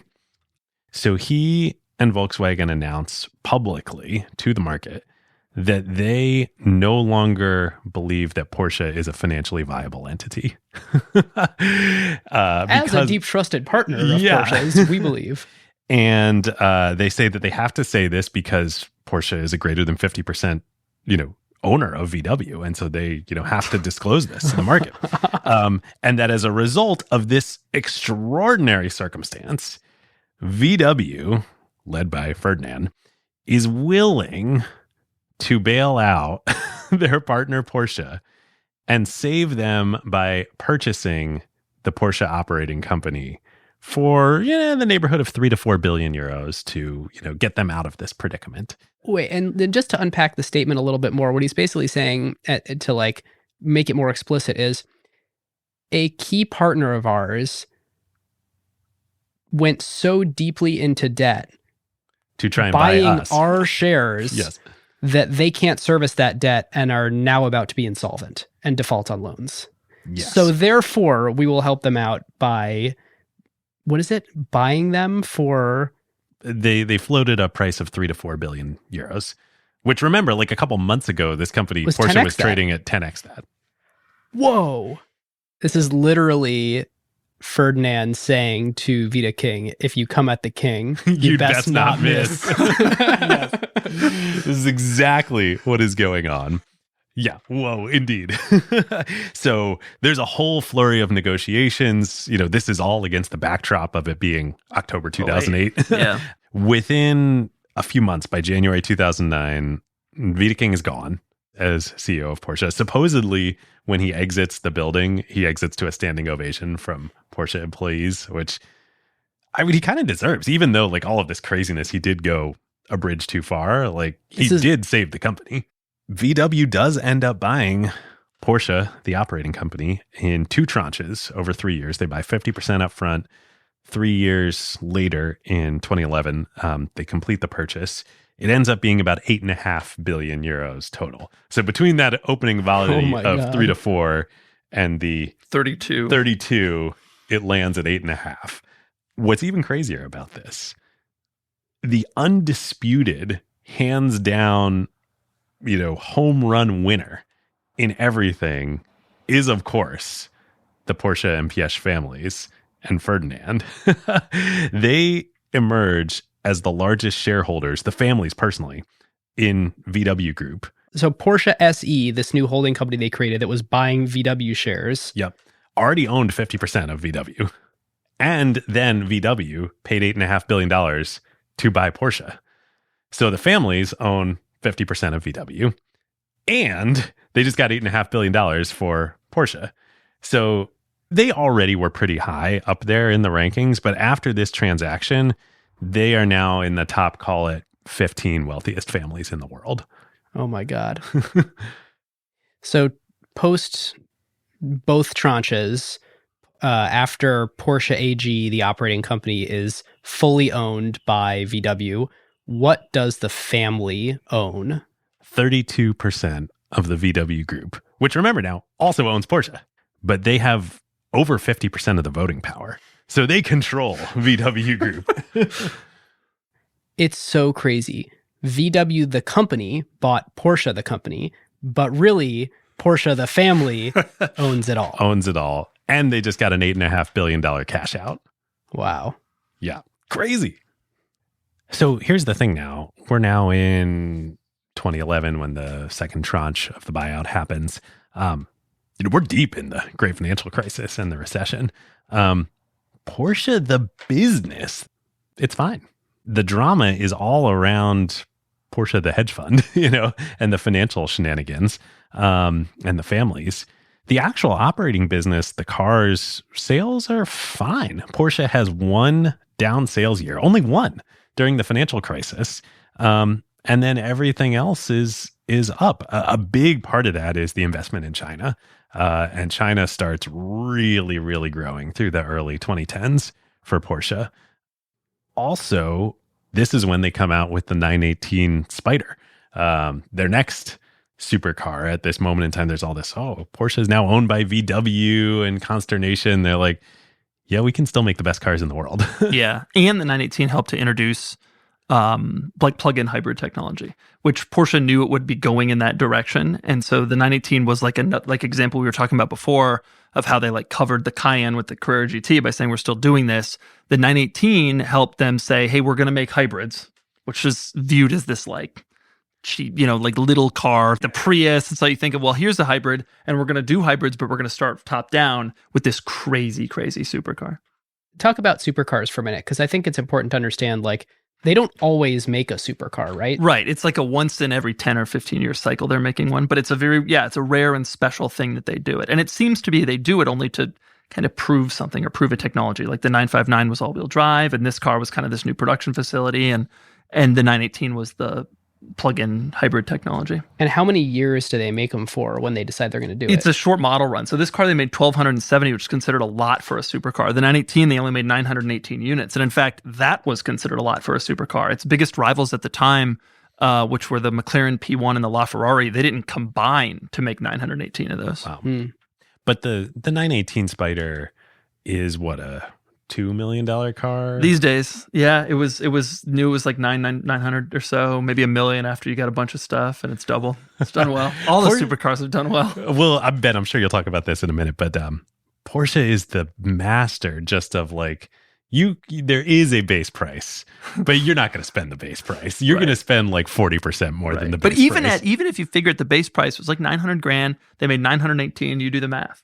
Doing a supercar is real money to be made fairly quickly, as opposed to a Cayenne that's a long tail and you make them over a long time to spread out the costs and all that. Yeah. And so this supercar was a plug-in hybrid. I don't think I ever knew that. All supercars are now. But the 918 Spider was Porsche saying, we're going to go into this plug-in world, because they knew what was coming up. I mean, we'll get to it in a second with the Taycan, but they knew what was coming up, that hybrids and electric cars were going to be a thing. And so instead of introducing that with a SUV, for example, which is where they should have, right? Because that's where the market wants it. They said, no, we're going to do it with the supercar and show people we're going to do it and we can do it well. And then we'll trickle it down. What did the car world think of that? It's important to keep in mind the 918 Spider, being a plug-in hybrid, it had a electric component, but it also still had a massive V8 in it that had a zillion horsepower and was screaming and all that, And it was the same with the LaFerrari and the McLaren P1. They still had massive engines also, so it was fine. The next crop of supercars will probably be full electric, and so that transition, I think, is going to be more controversial. The interesting thing that seems to be setting Porsche apart now, though, is that they're standing behind it. Ferrari has already said that the technology is old, all the plug-in stuff, we don't want to be any part of the LaFerrari. And so, no one's really sure how that's going to age. Oh, those are going to be orphaned cars. Exactly. Orphaned multi-million-dollar cars. Yeah, exactly. It's a scary situation if you own that car and the battery's gone. You don't know what to do. You go to the supplier. But Porsche has always been big about standing behind the cars, in part to preserve resale value and to make sure that owners of the next supercar know that they'll be protected. And so, this car is already almost 20 years old. All the parts are still available. That kind of that's the smart brand thing. It is the smart brand thing to do, but it's not easy. If you really think about it, plus Ferrari, they don't need to. They don't care. They can make the next one. They keep finding rich people. They only make, 13,000 cars a year at Ferrari? Yeah, it's a small operation. So Ferrari it still don't really care about their customers all that much. What's the rule of luxury? Dominate your customer. Ferrari was owned by somebody at some point, though, right? Yeah, there were all these. Oh God, Ferrari's a story that is a crazy one, also. But the Fiat group eventually had stepped in because Enzo had just driven the company but in his pursuit of racing, had driven the company into financial. It wasn't ruin. His pursuit of derivatives. No, it was quite different. It was actually a very Italian thing versus the pursuit of derivatives, kind of a very German thing. Yeah. But that was a real bad situation. Also, none of those companies are independent anymore. It's not really possible either because of the way that regulations are structured. Especially fuel economy, you have to spread out your fuel economy over your corporation, and you have to hit certain targets. And so actually, this in some senses may have worked out well for Porsche because it would have been difficult to get Porsche to kind of work on the corporate average fuel economy standards because all their cars are kind of inefficient. But because they're under the Volkswagen umbrella, you can kind of get that whole spread, and it works a little bit easier. All right, listeners. Now is a great time to thank our longtime friend of the show, ServiceNow. If you are running a large enterprise, AI agents are likely spread across every team, and deploying them is no longer the hard part. Yeah. The hard part is knowing what permissions they have, what employees are using them for, or what decisions AI is making. AI security for an enterprise at scale is not a small concern. The risks are real. Exactly. And the challenge with AI is governing it, securing it, measuring it, and making sure that it actually delivers value. That is why ServiceNow built the AI Control Tower. Yep. AI Control Tower gives enterprises a single place to see, manage, govern, and optimize AI across the entire business. And it works with any AI, not just theirs. Every device on your network, every permission across every system, every AI agent visible and secure in one place. And ServiceNow can do this because they've spent more than 20 years building the operational backbone of the enterprise, the workflows, governance, approvals, security controls, and institutional knowledge that power how work actually gets done across IT, HR, customer service, finance, and security. ServiceNow already runs more than 100 billion workflows annually and trillions of transactions for more than 85% of the Fortune 500. So when companies need a place to govern AI at enterprise scale, they're building on a platform at the center of how their business already operates. And in a future that isn't going to be one AI, it's going to be thousands of AI agents working across every function of the company. But the question is, who's managing them all? So if you're trying to turn AI ambition into real business outcomes and make it work safely, securely, at scale, go check out servicenow.com/acquired and tell them that Ben and David sent you. Yeah, okay. Well, great. So this is perfect to wrap up on the history of Porsche here. As part of the VW group, they come out with the Macan, which is a huge success, both in the America and China. And this is the mini compact SUV. Right. The Cayenne is the midsize and the Macan is the compact. Okay. Exactly. And a lot of Volkswagen stuff shared with all these cars. Engines are shared across tons of model lines now. So. Yeah. Interesting, which is such a departure for a Porsche. But that's right. It's for an engineering company to doing this is kind of sacrilege. But the engine in the Cayenne Turbo, which is the best Cayenne, is in the Lamborghini Urus, an Italian car, the Bentley Bentayga, a British car. But Volkswagen owns all of these. It's in the Audi RS6 and the Audi SQ7. It's like everything is now just spread across all these brands. There's a little bit echoes of our Lockheed Martin episode that we just did. The heritage of the great airplanes, the great Porsches, is this independent and engineering small team culture. But to operate today with in the content, you have to be part of this. So the Macan's a big hit. And then we just alluded to it with the Taycan. The Mission E is the concept that they introduced in 2015. So pretty early. I guess the Tesla Model S came out 2013, 2012 model year. So Porsche was pretty early with the concept for Mission E. Yeah. Not everybody was sure that was going to catch on. Electric vehicles, I don't know. I don't know. And a lot of people were slow as a result. Yeah. In fact, entire nations were. Japan is 5 years behind everyone in electrics. It's the weirdest thing. It's like they just woke up last year and were like, oh my God, this is going to happen. In the car world, I mean, at least 5 years behind. Toyota just came out with their first electric car yesterday. I'm not exaggerating. It was 8 weeks ago. Wow. We got to talk about that another day on Acquired. How did that happen? I mean, how did that happen? They were the forefront of hybrids. Totally. The Prius, they invented it all. And now they're electric, I don't know. They're still waiting and seeing on electric. Wild. So the Taycan comes out. It's a very phenomenal car. I think people are a little unsure at first, but then it's super well received within 3 years. Yeah, no, it's been well received. It drives like a Porsche, which I think was everybody's fear about an electric car, that you'd lose the engine sound, you'd lose the feel of it. But the Taycan does indeed drive like a Porsche. Why do you think they came out with a sedan first? It was a mistake for sure. Yeah. I think probably because development started about when they started Mission E, and that was in 2015, and sedans were still a big part of the market. But most brands now that are coming out with electric cars as their first car are coming out with SUVs. You look at Rivian, pure SUV and truck, Hummer EV, there's a ton. I think Porsche made a mistake. Yeah. But relative to the other traditional auto manufacturers, I get the sense Porsche, you got to be in the top tier of best positioned for an electric feature. Yeah, no, absolutely. And they'll continue to innovate. There's an electric Macan is coming soon, so they say. And so it'll be fine. And Taycan, I mean, one could argue that Porsche needs to come out with an electric sporty car first because if you come out with electric SUVs, that's your first one. It's they have no plans for an electric 911, right?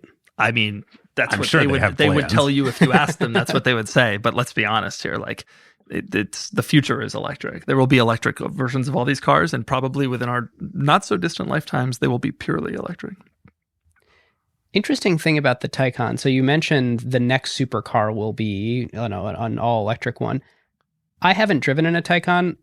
I have watched videos of people driving it. I'm like, what else do you need to do to make this a supercar? The thing about electric cars is they all can accelerate incredibly well. And that's insane. And Taycan is faster than this. It's faster than everything. It does 0 to 6 in 2 seconds. Ridiculous. But isn't it also tuned to drive like a track car where your 15th lap is going to be just as performant as your first? Yeah. And so it's beneficial in that too. But at the end of the day, a 4-door car, especially one that's made in not limited quantities, is never going to have the effect that a supercar, halo car has on like really showing people what a brand can like do. And so they will, I suspect, in the next couple of years, they will come out with the next supercar, which will be, look like this, and they'll only make 1,000, and it'll cost $2 million, and it will be fully electric and do 0 to 60 in 1.5 seconds, and be even more ridiculous. Yeah, what are the performance characteristics of the next generation of supercars going to look like? Like, what do you?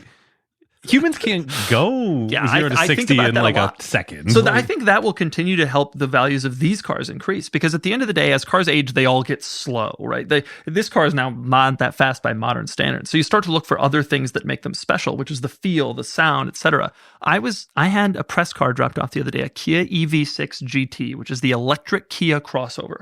It is sized and designed to compete with like the Toyota RAV4. Okay, but this is the high performance version. It does 0 to 60 in like 3.2 seconds. It's faster than Carrera GT.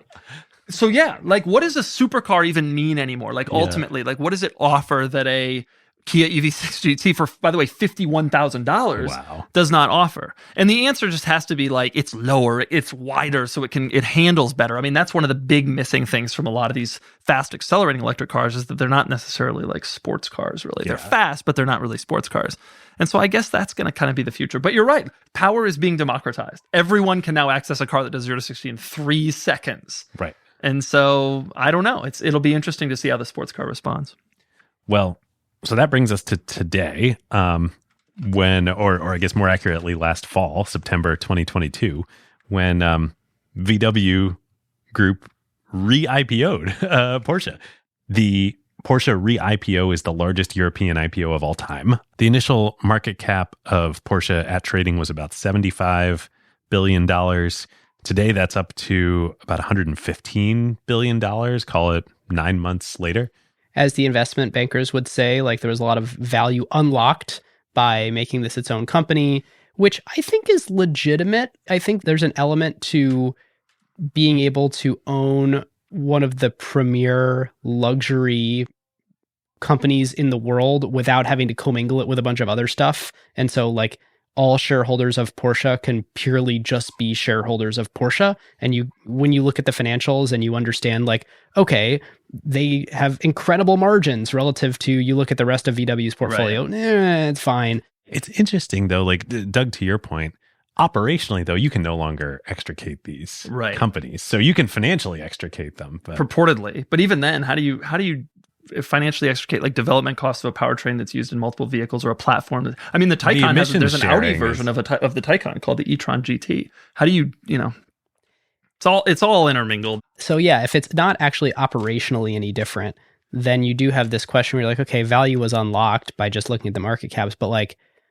actually what happened there is you got better at marketing a security. Right. Not you literally created value inside the company. So it's interesting. Carl Ludvigsen, who wrote Excellence Was Expected, he published a new edition of it last year. And in the foreword to it, he said, the reason I did it now is that the old independent Porsche is done. Like this is a completely different company now, and I can fully put a bow on that original Porsche. So even though there was a re-IPO of Porsche, it's never going to be the same old independent Porsche. Yeah. And by the way, you can choose to buy Porsche AG, the independent spin out of VW, or you can also, on the stock market, go and buy Porsche SE, the family holding company. I didn't realize that it's still on the market.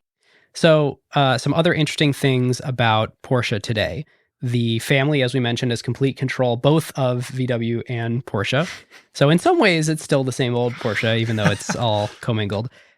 Here's the sort of nail in the coffin, in my opinion, argument on is it a separate company or not. Oliver Blume is both the current CEO of VW Group and Porsche. Yeah.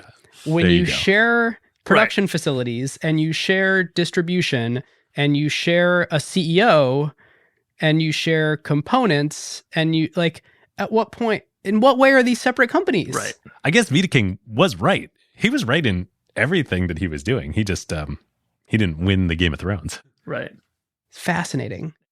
So digging into the business a little bit, they do over $40 billion a year in revenue right now. When you look at the breakdown of that, interestingly enough, 2/3 of it has come from SUVs And there's a good amount of it that comes from the Taycan too. So the 911 has sort of grown slowly over time. The 718, that's the Boxster Cayenne. Not a lot of revenue coming from that. Yeah, sports car sales just slow. It's just not the same. But it helps give them more legitimacy. Yes. And the Panamera does have pretty decent sales, but still nothing compared to the monster that is the SUVs. Yeah. When you look at where they're sold, this is quite interesting. China is, as Porsche would account for it, their largest market. But the reason that I put that caveat in there, because it's at 26% is China, they split out Germany from Europe and call them two different regions. So they have Germany. True Germans, like a true German would. Like Germany is 10% and rest of Europe, excluding Germany, is 23%. So, it's all of Europe together would be bigger than China, but Germans. One of the interesting things is, the Chinese only buy 4-doors. They only want 4-door cars. There's almost because there's no heritage of Porsche in China. It's a luxury good. It's a cool brand that sells SUVs. And there's a lot of chauffeur-driven vehicles there. And so, it's almost none as sports car sales in China. Wow. Hard to believe, but we think of Porsche as such a sports car brand. That's like part of the ethos of it. They're just like a Cayenne. Right. Wow. Yeah. I mean, we're used to it now, but I remember the first time I was seeing Porsche SUVs, it's like, well, that's a sports car brand. This is weird. Right. But for them, they never had the sports car brand. So it's just like normal. It's crazy. North America is very close to China. It's 24% in terms of sales. And then the rest of the world's about 16%. So interesting thing when you start to look at both the amount of cars that they make now, because it's huge, and the margin structure associated with that. So last quarter, they delivered 80,000 cars, and that's growing about 20% year over year. Last so that's quarter they delivered 80,000 cars. Yes. Wow. So last year they delivered about 350,000 cars. Man. So this really is Crazy. a scale organization at this point. This is not Ferrari. This is not Lamborghini. These are mass manufactured vehicles. And I know they would say, oh, we're not a mass market thing, which is true in some ways when your average selling price is $110,000. But like, if you're making 350,000 of something, that's a mass market brand. Yeah, it's interesting. I compared the brand to Rolex earlier. I think from a brand perception, that's true. But from the operations of the company, it really is, it's Louis Vuitton. Like, Louis makes a lot of stuff. This is the correct analog. So I had this in my notes much later, but I want to bring it forward right now. Porsche is Louis Vuitton. Ferrari is Hermes. Yeah. And I think that this whole time, while researching, I just had this like broken thing in my brain where I was like, how do they make so much stuff when they're Hermes and they're not Hermes? Yeah. They were once Hermes, but as soon as they started making the SUVs, that's not who they are. They have tiered access to luxury, like different luxury products with a shared brand that unifies them.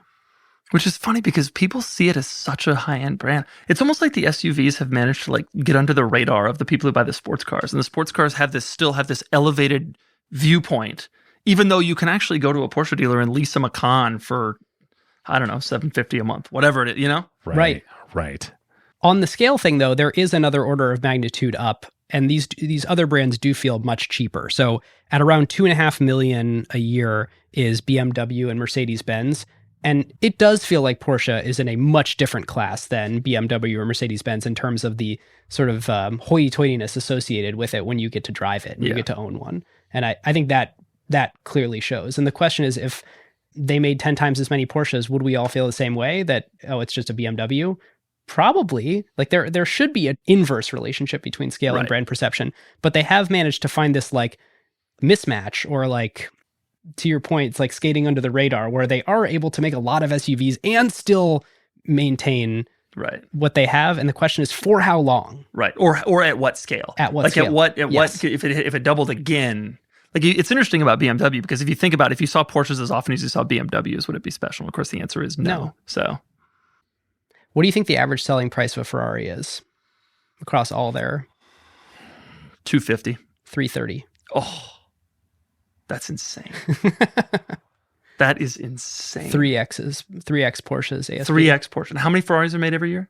13,000. 13,000 versus 350,000. Yes. It's so funny because the enthusiast world, there's often are you a Porsche person or a Ferrari person? Like, they're not really. Right. These are two very different beasts. Yeah. And it's fair to be like, are you a 911 plus supercar person or a Ferrari person? But the rest of Porsche shares the name Porsche, but is a completely different thing. Right. Yeah, they're nowhere near each other. It's almost like Porsche should go get even more aggregate market cap by like spinning out just their like hypercar Just or the 911s. Yeah, like just the real stock sports ticker car. is P911. Is it really? Yeah, in Germany. Man, that's crazy. Ferrari's 330, you said? Ferrari's average selling price is 330,000. 330. It's interesting, right? Like, I mean, you're Doug DeMuro. You own a Carrera GT. You don't own a Macan. Yeah. Well, yeah. I mean, but they're cool. I mean, I would get one. I'd recommend them to a lot of people. But that's a good point. Like, I haven't went and got a Porsche SUV. Truthfully, the reason is ridiculous. I don't want to drive like things of that name brand like on a daily. Like, my wife would never be seen in a Porsche. Do you know what I mean?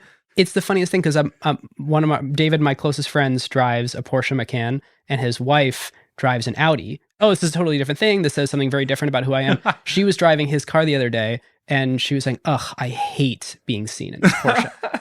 Or that you don't want to be driving around a $75,000 Porsche, and yet this thing that you have, it's ridiculous. I know it's an interesting point. I never really considered that. I like to be casual for my normal cars. Also, I think that like having the Porsche SUV is kind of like it's almost more in your face than this. Like if you bought you're a connoisseur. If you have a sports car, if you buy the SUV, it's like that could be. I love them, by the way. They're awesome cars. It just isn't out for me. Right? It's like getting like the Masters logo embroidered on your golf clubs. You know, it's like, okay, like I know you didn't play in the Masters, but like, well, okay, that's cool, right? That's exactly how I look at it. Like, okay, that's fine, but it's not. I'm gonna stay kind of low key in my normal life. What do you think I drive? It's got a Model 3. That's a good guess. That's what David drives, and that's probably what I would. Right. Mazda CX-5. Oh yeah, okay. Yeah, those are good cars. The Porsche Macan of the mainstream context. It's the Japanese Porsche Macan. If you ask my colleagues, they would say that, but I think it just is a normal. But I like them; they're good. I recommend those to people too. Okay, some more. Back to Porsche. So a couple other interesting observations just for listeners trying to keep track of home of like, what do the profiles of these businesses look like? I always think gross margin is an interesting place to look to understand the strength of a brand, because it's basically showing like, what can you mark up over your cost of goods sold and sell it to people and still have them swallow that price. Right. BMW, as we mentioned, 10 times more units of BMW sold than Porsches, are down at 17%. In terms of gross margin. So they really aren't marking up much above their cost of goods in order to ship those cars. Mercedes a little bit better at 23%. Porsche is at 29%, so about 50% higher than BMW. Ferrari is 48%. So people who are buying Ferraris do not care what it costs. People just pay and pay and pay. And by the way, the 330 average price thing, like I'm just like still astonished by it. That's an unbelievable amount of money when you really think about it for 13,000 cars a year. And to put it another way, because let's round 48% to 50%. If you have 50% gross margins, it means you go buy a bunch of stuff, you assemble it, and then whatever it costs you, you double that to sell it to the customer. I mean, Ferrari's still charging like $2,000 to put Apple CarPlay as an option in their cars. I am dead serious. Like heated seats are like $800 extra in Ferraris. You get the idea. Yeah. Ferrari options list will go crazy. So, switching gears but staying on gross margins, because David, you brought up LVMH earlier. LVMH's gross margins, 68%. It turns out you can mark up leather way more than you can mark up cars. Interesting. Like, at some point, there is some sensitivity to, like, you can't just make every Ferrari cost $8 million, because, like, there's so much real hard costs in cars that are just not in other luxury goods. And so you have this opportunity to carbon generate fiber ain't cheap. Unbelievable price premiums in all the stuff LVMH owns. If you can touch it, if it feels good on your hands, or it looks good to your eyes, or it smells nice, you have the opportunity to mark it up way more than sitting in something that is going to thrill you. How interesting. This is really interesting trying to understand which of these businesses you'd sort of rather own. And gross margin isn't everything, but it is amazing that LVMH is truly in a league of their own on gross margins. Yeah. Going into doing this episode, I sort of wondered in the back of my mind, has Bernard Arnault and LVMH ever made a run at any of these luxury auto companies? And if they have not, maybe this is the reason why. Like, they're just in a better business. Yeah. Car businesses, it's a lot of stuff. It's a like lot you're of saying, stuff. It's a different business and it's a lot. And it distribution's harder. Yes, and it takes a really special type of person and team to run it. I mean, it's engineering and art, whereas there's not engineering in anything that LVMH owns. I mean, I'm sure there's people who work there whose title are engineer, but it's crafts. Yeah, it's craftsmen. Man, 68%. That's yeah. So if I were to guess, I would say maybe Bernard Arnault has kicked the tires on like Ferrari, Lamborghini, but more on like licensing agreements than trying to own those businesses. Because I just don't think it actually works into the rest of the flywheel in the same way. Like you gotta own a factory that makes these cars. You gotta do all the R&D. Plus scalability is harder, and you alluded to the dealerships and the distribution. Distribution's hard. You're shipping stuff on giant boats all the way across the world and all that. Should we talk power? Move into analysis here. Let's talk power. Yeah. So for any listeners who are new, and based on the Lockheed episode, a lot of listeners are new, there is a section we do called Power, which is a way that we try to figure out what enables a business to achieve persistent differential returns above their nearest competitors. So why are they more profitable on a durable basis than other people who compete against them? And this is always a fun thing to try to analyze, because you're like, what actually is it for a business that has pricing power that they get to mark up their goods? And so we just talked about Porsche having better gross margins than BMW or Mercedes, but not as good as Ferrari. Ferrari couldn't make the number of cars that Porsche does and maintain those margins. So that's not really a fair, like, direct comparison in terms of who their competitor is. But BMW also makes 10 times more cars, so that may not also be the right comparison. And this, I think, is an interesting point, which is Porsche's kind of in a league of their own in making the number of cars that they do. It's like this magical sweet spot where they get to be a luxury brand without making so few things that you can barely, even work with the company. Yeah, they definitely, especially relative to Ferrari, have scale economies being part of the VW group. Right. That they can be in SUVs in a way that Ferrari can't. I think you're right that scale economies enable them to be in the SUV business, which has great margins. Yep.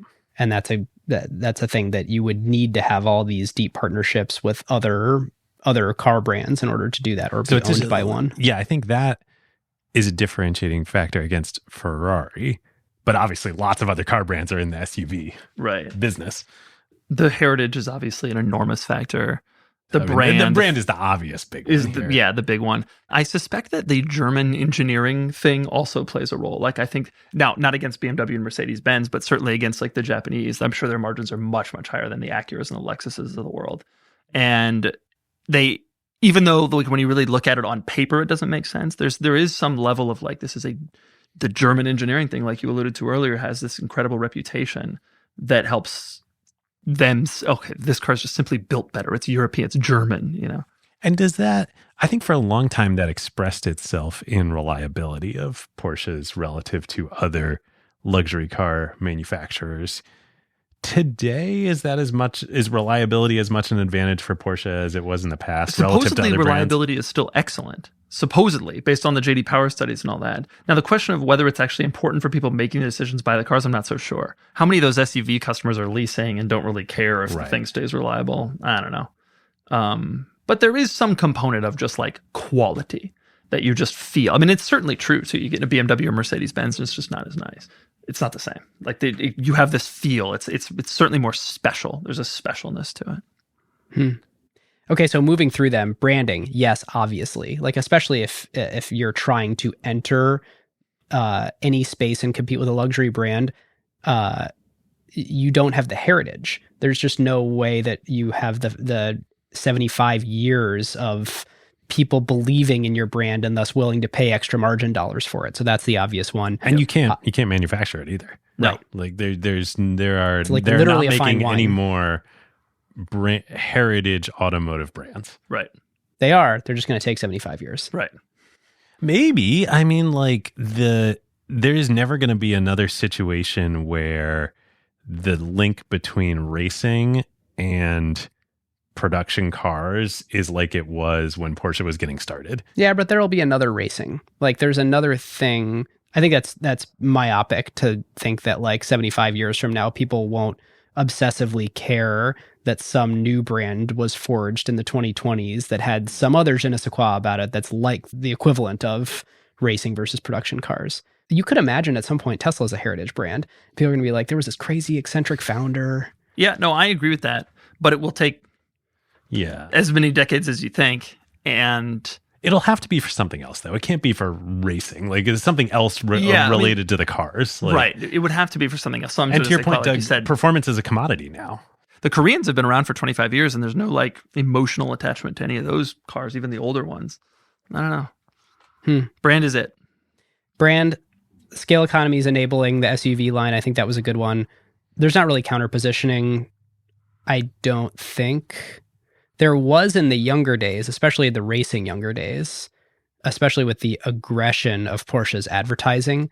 Porsche ads have been some of the most iconic just brand advertising of all time. And they were brash. The reason it's counter positioning is because a lot of like very high-end cars would never dream of showing their brand in such a gritty way and giving their brand voice such a risky proposition. Yeah.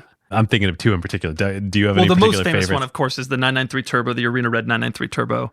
And Porsche, they would put up one picture of the car, and then there was always a tagline. That was like the thing for decades. The famous one was "Kills bugs fast." Yeah. That's what everybody remembers. So good, so good. The other one that I'm thinking of is "Nobody's Perfect." It's my favorite. That ad was great. I had one for my 996 Turbo that I owned a 911 years ago, and I had it framed, and it said, "Calling it transportation is like calling sex reproduction." Yes. Which is a great example of no other luxury brand would touch that. Yeah. But I loved, David, I had the same favorite one of Nobody's Perfect, because what they did is the bulk of the ad, when you look vertically down, is the top 10 winners at Le Mans, and Porsche has 9 of the 10. And it's just Porsche, Porsche, Porsche, Porsche, Porsche. Like number BMW 8. is like 8. Yeah. And then it's Porsche, Porsche. Nobody's perfect. Nobody's perfect. Yeah. So good. Yeah. All right. So that's modest counter positioning, but not really anymore. Switching costs. I actually don't think there are switching costs in the car industry. I think this is really interesting thing where like, Doug, you're going to laugh. My car before the Mazda CX-5 was a Honda CR-V. And like, I completely reevaluated with fresh eyes. There was nothing about being a part of that old ecosystem that carried forward to the new ecosystem. Unlike Apple, where you're dialed into everything. Yeah. That's gonna become less true, I suspect, with all the tech that's in cars. But I agree. Up until this point, it certainly hasn't been a thing. Yep. There's no network economies. There's like really no benefit to you own a Porsche, therefore I own a Porsche and I get value out of you owning a Porsche. It's not particularly a thing, other than we can like go to Cars and Coffee together. Right. Process power. This is probably where I would slot German engineering of all the things that we've talked about. And then the last one, cornered resource. I don't think there's a particularly cornered resource here. It's not like the square footage in Stuttgart that they own is like some magical thing. Yeah. So, all right, that does it for power. Playbook. We've talked a lot of playbook along the way, but I'm curious for ones that jumped out at you that we haven't hit yet. Yeah, I know we just talked about it a bit, but for me, the racing thing is interesting. Even though we didn't spend that much time on the details of it throughout the history, I don't know that we've covered any other companies where there is this kind of like adjacent activity to the core business of the company that adds so much to the brand value and is worth investing in. I'm just trying to think if there's anything else like this. But because Porsche has invested billions in racing over in all years. sorts of racing. But it's not like there's like software competitions out there that you could enter your software in to build your brand prestige. Yeah, that's right. That's an interesting point. Are there any other companies that do things like that? or industries that have like a showcase, Right. like a very expensive showcase where you have to go build a completely different product line in order to... You know what is like this is the athletic apparel industry and Nike. Yeah. Like they spend all of their marketing budget on athletes.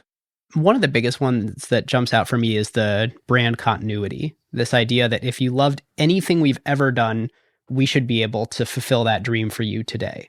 And not with the exact same thing necessarily. Like, we're not going to sell you the exact model that rolled off the line in 1977, but like, you get to participate in the feeling and you get to feel the same way about our brand today that you did then. And we're going to find all these interesting ways to provide you fan service. It's almost like going and watching the new Star Wars movies, where if you liked the original films, even though these aren't like the highest grade directing and writing in the world, like, we are delivering all sorts of fan service moments to you. And I'm not saying that like Porsche is not making the best cars in the world. They make some of the best cars in the world, but they also provide all these opportunities for fan service. It's worth a huge multiple of what you invest in it if you can align everything correctly. Right. It gets back to the 40, 50-year sales cycle with this too. Right. Everybody dreams. I mean, it's your whole life. You dream. I grew up dreaming of owning a Porsche, which is, again, kind of funny as we talk about the SUVs and the volume they do. If you're a little girl or boy, you don't dream of owning a Cayenne. Like you kids are getting dropped off in those at school is kind of my point. But you do dream of a Porsche, even though it's the same thing. Right. Doug, you've talked about this when you worked at Porsche a decade ago and you were much younger. Like, they didn't pay you much, but you got to drive a 911, and that was like the coolest freaking thing. And everybody wanted to work there. We get unsolicited resumes all the time, blah, blah, blah. And like, pay wasn't great. And, but like, it had that name, you know, I worked for Porsche. That's so cool. And just being a part of it. And then, having the car was a huge deal. I love it. All right. Well, grading feels a little bit odd on this episode. And we killed grading. But we do have Doug DeMuro with us. So we are going to give Porsche a Doug score. And it's an acquired adjusted Doug score. It's, we can't grade the entire company on handling. So we got to figure out some categories that we can evaluate them on as a I don't know company. that there are any weekend categories for business. Yeah, no, not really. All right, so David, what criteria are you thinking for our acquired adjusted Doug score? We simplified this down to just 3 categories for the acquired Doug score: revenue growth, profitability, and defensibility. Like, would you want to own Porsche as a stock? And I think those are the 3 components. Sort of closing your eyes to where they're trading today, because you always have to like evaluate entry price and all that. Yes, but like, yes. Are you excited about the company's prospects 10, 20, 30 years from now? Yeah. All right, so let's do revenue growth first. Growth has been impressive at this scale, not at the rate of the highest growers that we have seen, but still nonetheless impressive. Prospects going forward, though, for revenue growth, I think are still quite strong.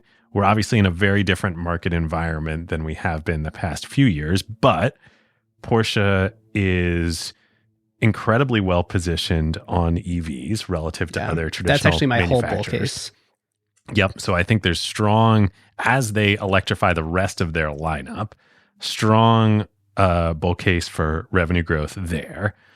I also think that even as we're heading into a more depressed macro environment than the past few years, I suspect Porsche will be more resilient in their growth than other luxury brand manufacturers. So I give it a 7 on revenue growth potential. I basically agree with you numerically. I've one nit on them versus other luxury manufacturers. It sort of depends how you define luxury. Like, I think they'll fare better than Mercedes and BMW in a downturn, and like way worse than Ferrari. I think they're in this interesting place where like it's like Louis Vuitton. They have some cash sensitive buyers. Right, because so much of their revenue is based on those SUVs that probably will not be as resilient as... Right. There are Macan buyers who will become Q7 buyers. Yeah. Q5 buyers. Yeah. Yep. Totally. Ferrari really isn't a league of its own, though. The broader universe of BMW, Mercedes, all the Japanese brands, Tesla, etc. In America, Ford, all the Ford brands, the Chevy brands. Oh yeah, I think I'd rather Porsche is own very well positioned. Porsche in a recession than like almost any other car company in the world. Yeah. There's also this other thing of like, you alluded to the colors, the money they're charging for colors. Like they've done this, they've perfected this with so many options, and people are just paying it and paying it and paying it. And it seems like there's no end to like what Porsche can kind of fleece their customers for. And it just seems like that's only going to continue to be more and more of a thing going forward. There's become this entire subculture around like speccing your Porsche in this like perfect way. And that is obviously big margin stuff for them. Yeah. So I'm 7. You're 7. I think we're a pretty unified What are 7. you, 7? Yeah. Okay, 7 out of 10. Yep. Next is profitability. Quite strong for the automotive industry. Yeah. Very strong. Not strong relative to the technology industry and software or Apple. That's right. We didn't say that earlier, but Porsche is a 29% gross margin. Apple's a 43% gross margin. Right. And I believe Porsche's operating margins are in the high teens, low 20s. I mean, I'd love to own a business that has 20% of every dollar that I earn coming out the bottom. That's a great business. When you're earning $40 billion in revenue. Yes, that's a great business. I think I'd go 7 again on profitability. It's a 9 for the auto industry, Yeah. and it's like a 4 compared to most businesses that we study on Acquired because we only study the very best businesses in the world. Right. It's not a media business. It's not a technology business. Right. I'm sitting here thinking it's 7 those might be a bit high. margins are pretty impressive considering that's the car business. Yeah. That's what I'm sitting here thinking. The car I'm business requires so much cost. Yeah, I'm going to revise my score down to 5. For the ease of the episode, we're agreeing on a score here. Oh, It's a okay. I like consensus this. score. I like this. 5 Yeah. feels like a good score, and honestly, like I think 5 is the highest score you can give in the auto industry on profitability. Unless we're talking about Ferrari, apparently. Yeah. Which is like almost not in the auto industry. It's like a completely Right. different luxury category. Yeah, that's so true. Just happens to make cars. So I am giving, because cars you cannot give a 10, 9, 8, 7, or 6, I am going to give Porsche a 5 Right. in terms of profitability. Right. That makes sense. What was the last one? Defensibility. Yeah. So this is the biggest question. Does Porsche's margin profile and customer love and brand value just only go down from here as they continue to grow? Like, will we think of them as a BMW in 10 years when we see them around the streets? I just don't think so. From when I worked there till now, it is amazing to me how much more people have become obsessed with Porsches. Every Cars and Coffee event has become sort of a de facto Porsche event. The used ones, the vintage ones have just shot up in value to an unbelievable level. Porsche is more loved now, I think, than at any other point in its history. Now, will it diminish as a result of that? Probably, right? You can only be at a certain level for so long, at a high level for so long. But it's been incredible to me to watch Porsche's rise, even just over the last 10 years, and how much people like love it and obsess over it compared to how it used to be. It isn't Ferrari. It doesn't have that brand equity that Ferrari does, but it's got more than you'd think. And it's especially got more than you'd think for a company that mostly makes SUVs. I think you put it really well earlier when you said people are like, oh, are you a Ferrari person or a Porsche person? And like the fact that Porsche gets to be in that question is conversation. being asked. Right. It's At insane. this Nobody's scale? asking, are you a Lexus person? It's like they're getting away with murder by being lumped in right there. Somehow they were able to both produce an SUV that gets them 350,000 units annually, Yes. but also mention the same breath as Ferrari in terms of like enthusiasts. I'm like literally a 10 out of 10 on this because I think this is a thing that I still don't really understand how they executed this so well, and they've done it better than any other company in the world. Right. It's- It's probably true. They went from making the 911 the everyday supercar to now they're like an everyday supercar company where Right. they have a whole gradient of everyday supercars that you can buy, but they're all everyday supercars. And yet people still dream. It's crazy. I agree. I completely agree. And again, the love only seems to be growing even as their model line expands to what we would consider to be less desirable cars. It's amazing. Like you said, it's amazing they pulled it off. I think that's right. So my barometer for this is something I took from the LVMH episode of evaluating brand power. Can you kill it? Is there anything that could happen that would completely kill Porsche? I don't think so. Nothing that they would realistically do. I mean, But even, okay, let's say they did, because this is what we learned from the LVMH episode. Gucci everything you could think of to kill a brand, they did that. But the heritage there, it can always be resurrected. Like Gucci is always going to be valuable. The regular individual still has this thought of Gucci as like, holy crap, this is... You can never completely eradicate it. And I think Porsche is the same thing. Once the brand gets to a certain level, is it even possible to kill? I don't think so. And once you reach that level, that's when you have real brand power. Yeah. And I think Porsche's at that level. Because let's say they make a bunch of decisions and they kill the company. It goes bankrupt. Somebody will buy it out of bankruptcy. Huge value still in the brand name. Huge value is still there. Yeah. All right, 10 out of 10. So that gives the acquired Doug score for Porsche a 22 out of 30? Out of 30. Which by Doug grading Doug standards is pretty good. That's pretty good. Right. Your highest Doug score ever like is 72 or 74, something like that. Somewhere in that range. Yeah, out of 100. You can't get any better than that. Yeah. So Porsche's at the top. Yeah. Quick carve outs. I'll start. Because I've had no opportunity to consume any media in the last 3 months that is not specifically for acquired research, I have a random website that I haven't used in 6 months, but I used 6 months ago and it was awesome to recommend. And that is resortpass.com. Have either of you ever been to resortpass.com? No. It's like Airbnb for amenities at resorts. Oh, this is awesome. So how did I not know about this? When I go on vacation, I typically won't stay in the really fancy hotel. My wife and I will just like book a condo or an Airbnb or something. And they're right next to really fancy hotels. Right. And so what Resort Pass does is they go to the hotels. They say, look, I know your pools are like not full most of the time. Can we have some, and I don't exactly know how real time their inventory is or if they are able to like buy big blocks of it up front. But for like $100 a day or $200 a day, you can go and get a day bed or a cabana or, you know, have the amenities of the resort. Of the fancy hotel. Dude, you've been holding out on me. So Jenny and I do this. We'll do the same thing you do, but like I didn't know there was a platform for it. We just call the hotel and see what you can. Like, is there a day rate? Yeah, or we'll book a massage at the spa. And be like, oh, and then with the massage you get the like right. But now I'm just analog Resort Pass over there. You're like the Carrera GT of Resort Pass. Oh, great. My carve out is I go down these YouTube rabbit holes, which is probably how originally I got to you.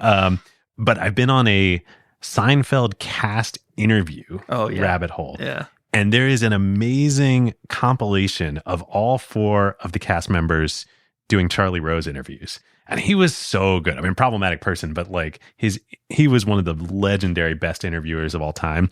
And he did a bunch of interviews with all 4 of them. Surprisingly, naively for me coming in, Jason Alexander is by far the best interview. He is so articulate, like incredible. If you see him interviewed anywhere or talk anywhere like extemporaneously, he is pretty legit. Yeah. He is, you would never know because he's so different than the George character. Yeah, so different. So he's the biggest difference of all of them for sure. Have you seen that bit on Curb? On Curb Your Enthusiasm, there's this like whole arc of the show about how like Jason Alexander is not at all like George and how dare you perceive him that way. And then it's like Jason Alexander is insinuating to Larry David what a loser the George character is. And Larry takes it personally because it's based on him. Right. Oh, that's so great. I should have said 5. Larry David is in this compilation of Charlie Rose conversations too. Yeah, it's so good. It's so good. I think it's about an hour 20 total, but it's worth it. Interesting. Jerry's in there too? Jerry's in there. Yep. They're all in there. Interesting. Okay, mine is a YouTuber named Whistlin' Diesel. Have you guys heard of him? No. I'm not surprised. Neither will anybody who is listening to this. He creates, it's like he's a kind of a car YouTuber, but mostly he just does crazy stuff. He lives in Tennessee and has a big property. And like, did you see the thing that went viral like on Twitter and elsewhere of the Tesla that was on like 20-foot tall wagon wheels?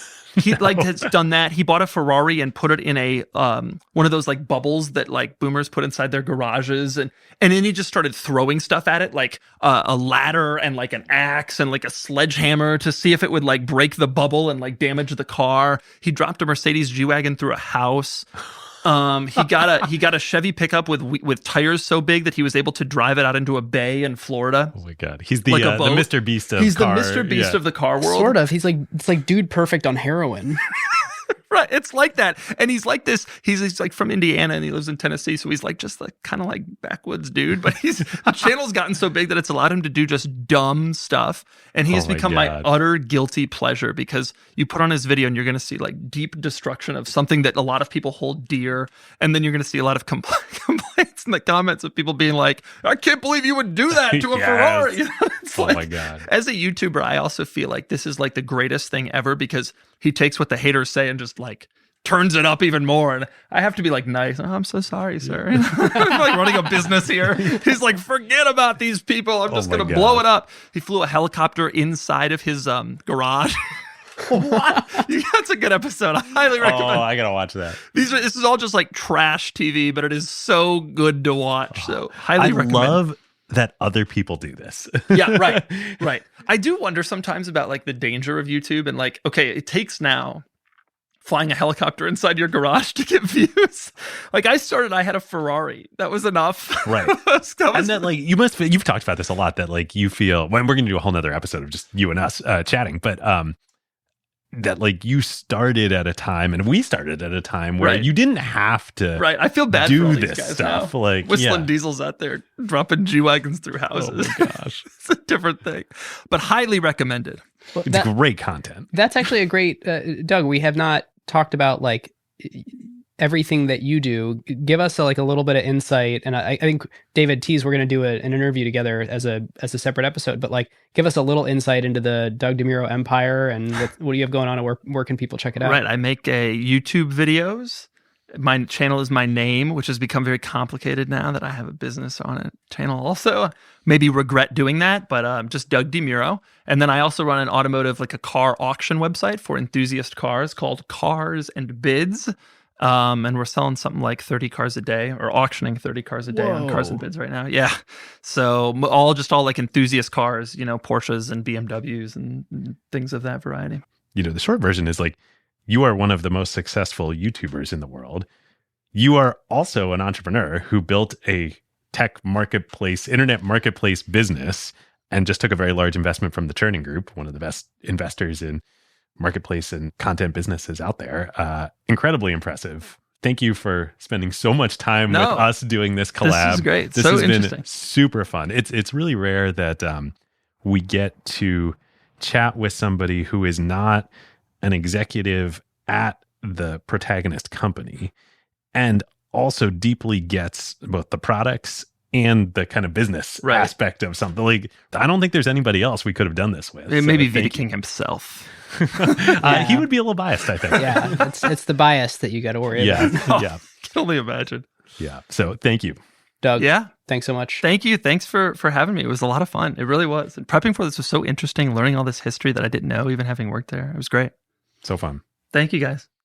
All right, listeners. Now is a great time to talk about one of our favorite companies, StatSig. Yes, long-time acquired partner.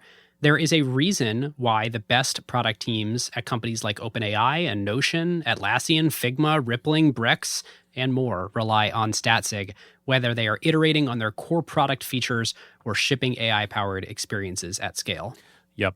In the crazy speed of today's AI world, shipping fast is just table stakes now. It's basically trivial to build and deploy your app constantly. The real advantage is how quickly you learn what changes actually created value for customers and how fast you can use that signal to guide what you ship next. Whether it's a feature tweak, a pricing change, a performance improvement, or an AI update like a model change or prompt adjustment, they're not relying on instinct. They're measuring what actually moved engagement, retention, and ultimately revenue. And as more teams build with AI, that learning loop becomes even more important. Building with LLMs introduces non-determinism into your product experience. The same input doesn't always produce the same output, and behavior can shift in subtle ways in real-world use. So doing offline evals will give you part of the picture, but you can really only understand the impact once your product is live with real users, and then you can measure how their behavior actually changes. It's very different than the way that you would ship features in a pre-AI world where you knew exactly what the software was going to do in production. Yeah, exactly. So this is where StatSig comes in. It brings experimentation, feature flags, and product analytics into one unified system so teams can ship safely, test rigorously, and directly link what they changed to how users actually behaved. The result is a tighter feedback loop and learning that compounds over time, so you don't just ship more, you ship better. So if you want to make learning your competitive advantage, whether you're building new AI experiences or just evolving your existing core product, go to statsig.com/acquired to get started. Check out our second show, ACQ2, if you want more Acquired. We just recorded a couple more episodes, actually, that we have getting ready to come out that I'm very, very excited about. That, of course, is a way for you to go deeper and nerdier into topics that just either aren't ready for the main show or perhaps are too current for the main show, since what we try to do here is tell the big canonical stories. Oftentimes there are stories in flight where we just want to talk to experts about what's happening, like Jake Saper in AI, talking about what it's doing to the B2B SaaS landscape right now and where profit pools may emerge in that. Yeah, or Avlok Kohli, the CEO of AngelList. That was a great conversation with him. We had David Hsu from Retool. All the hits, David. We've got a Slack. We would love to see you there. We're going to be talking about this episode, acquired.fm/Slack. And if you would like to come deeper into the Acquired Kitchen, you should become an LP, where we will, at least once a season, have you help us select one of the episodes. In fact, completely defer to you to select one of the episodes. And beyond that, we also will be doing bi-monthly Zoom calls, so we can get some feedback directly from all of you and get to meet more of you. So acquired.fm/LP if you would like to become an LP. Now with that, listeners, and a huge thank you to our partner in crime on this episode, Doug DeMuro. We will see you next time. We'll see you next time. Who got the truth? Is it you? Is it you? Is it you? Who got the truth now?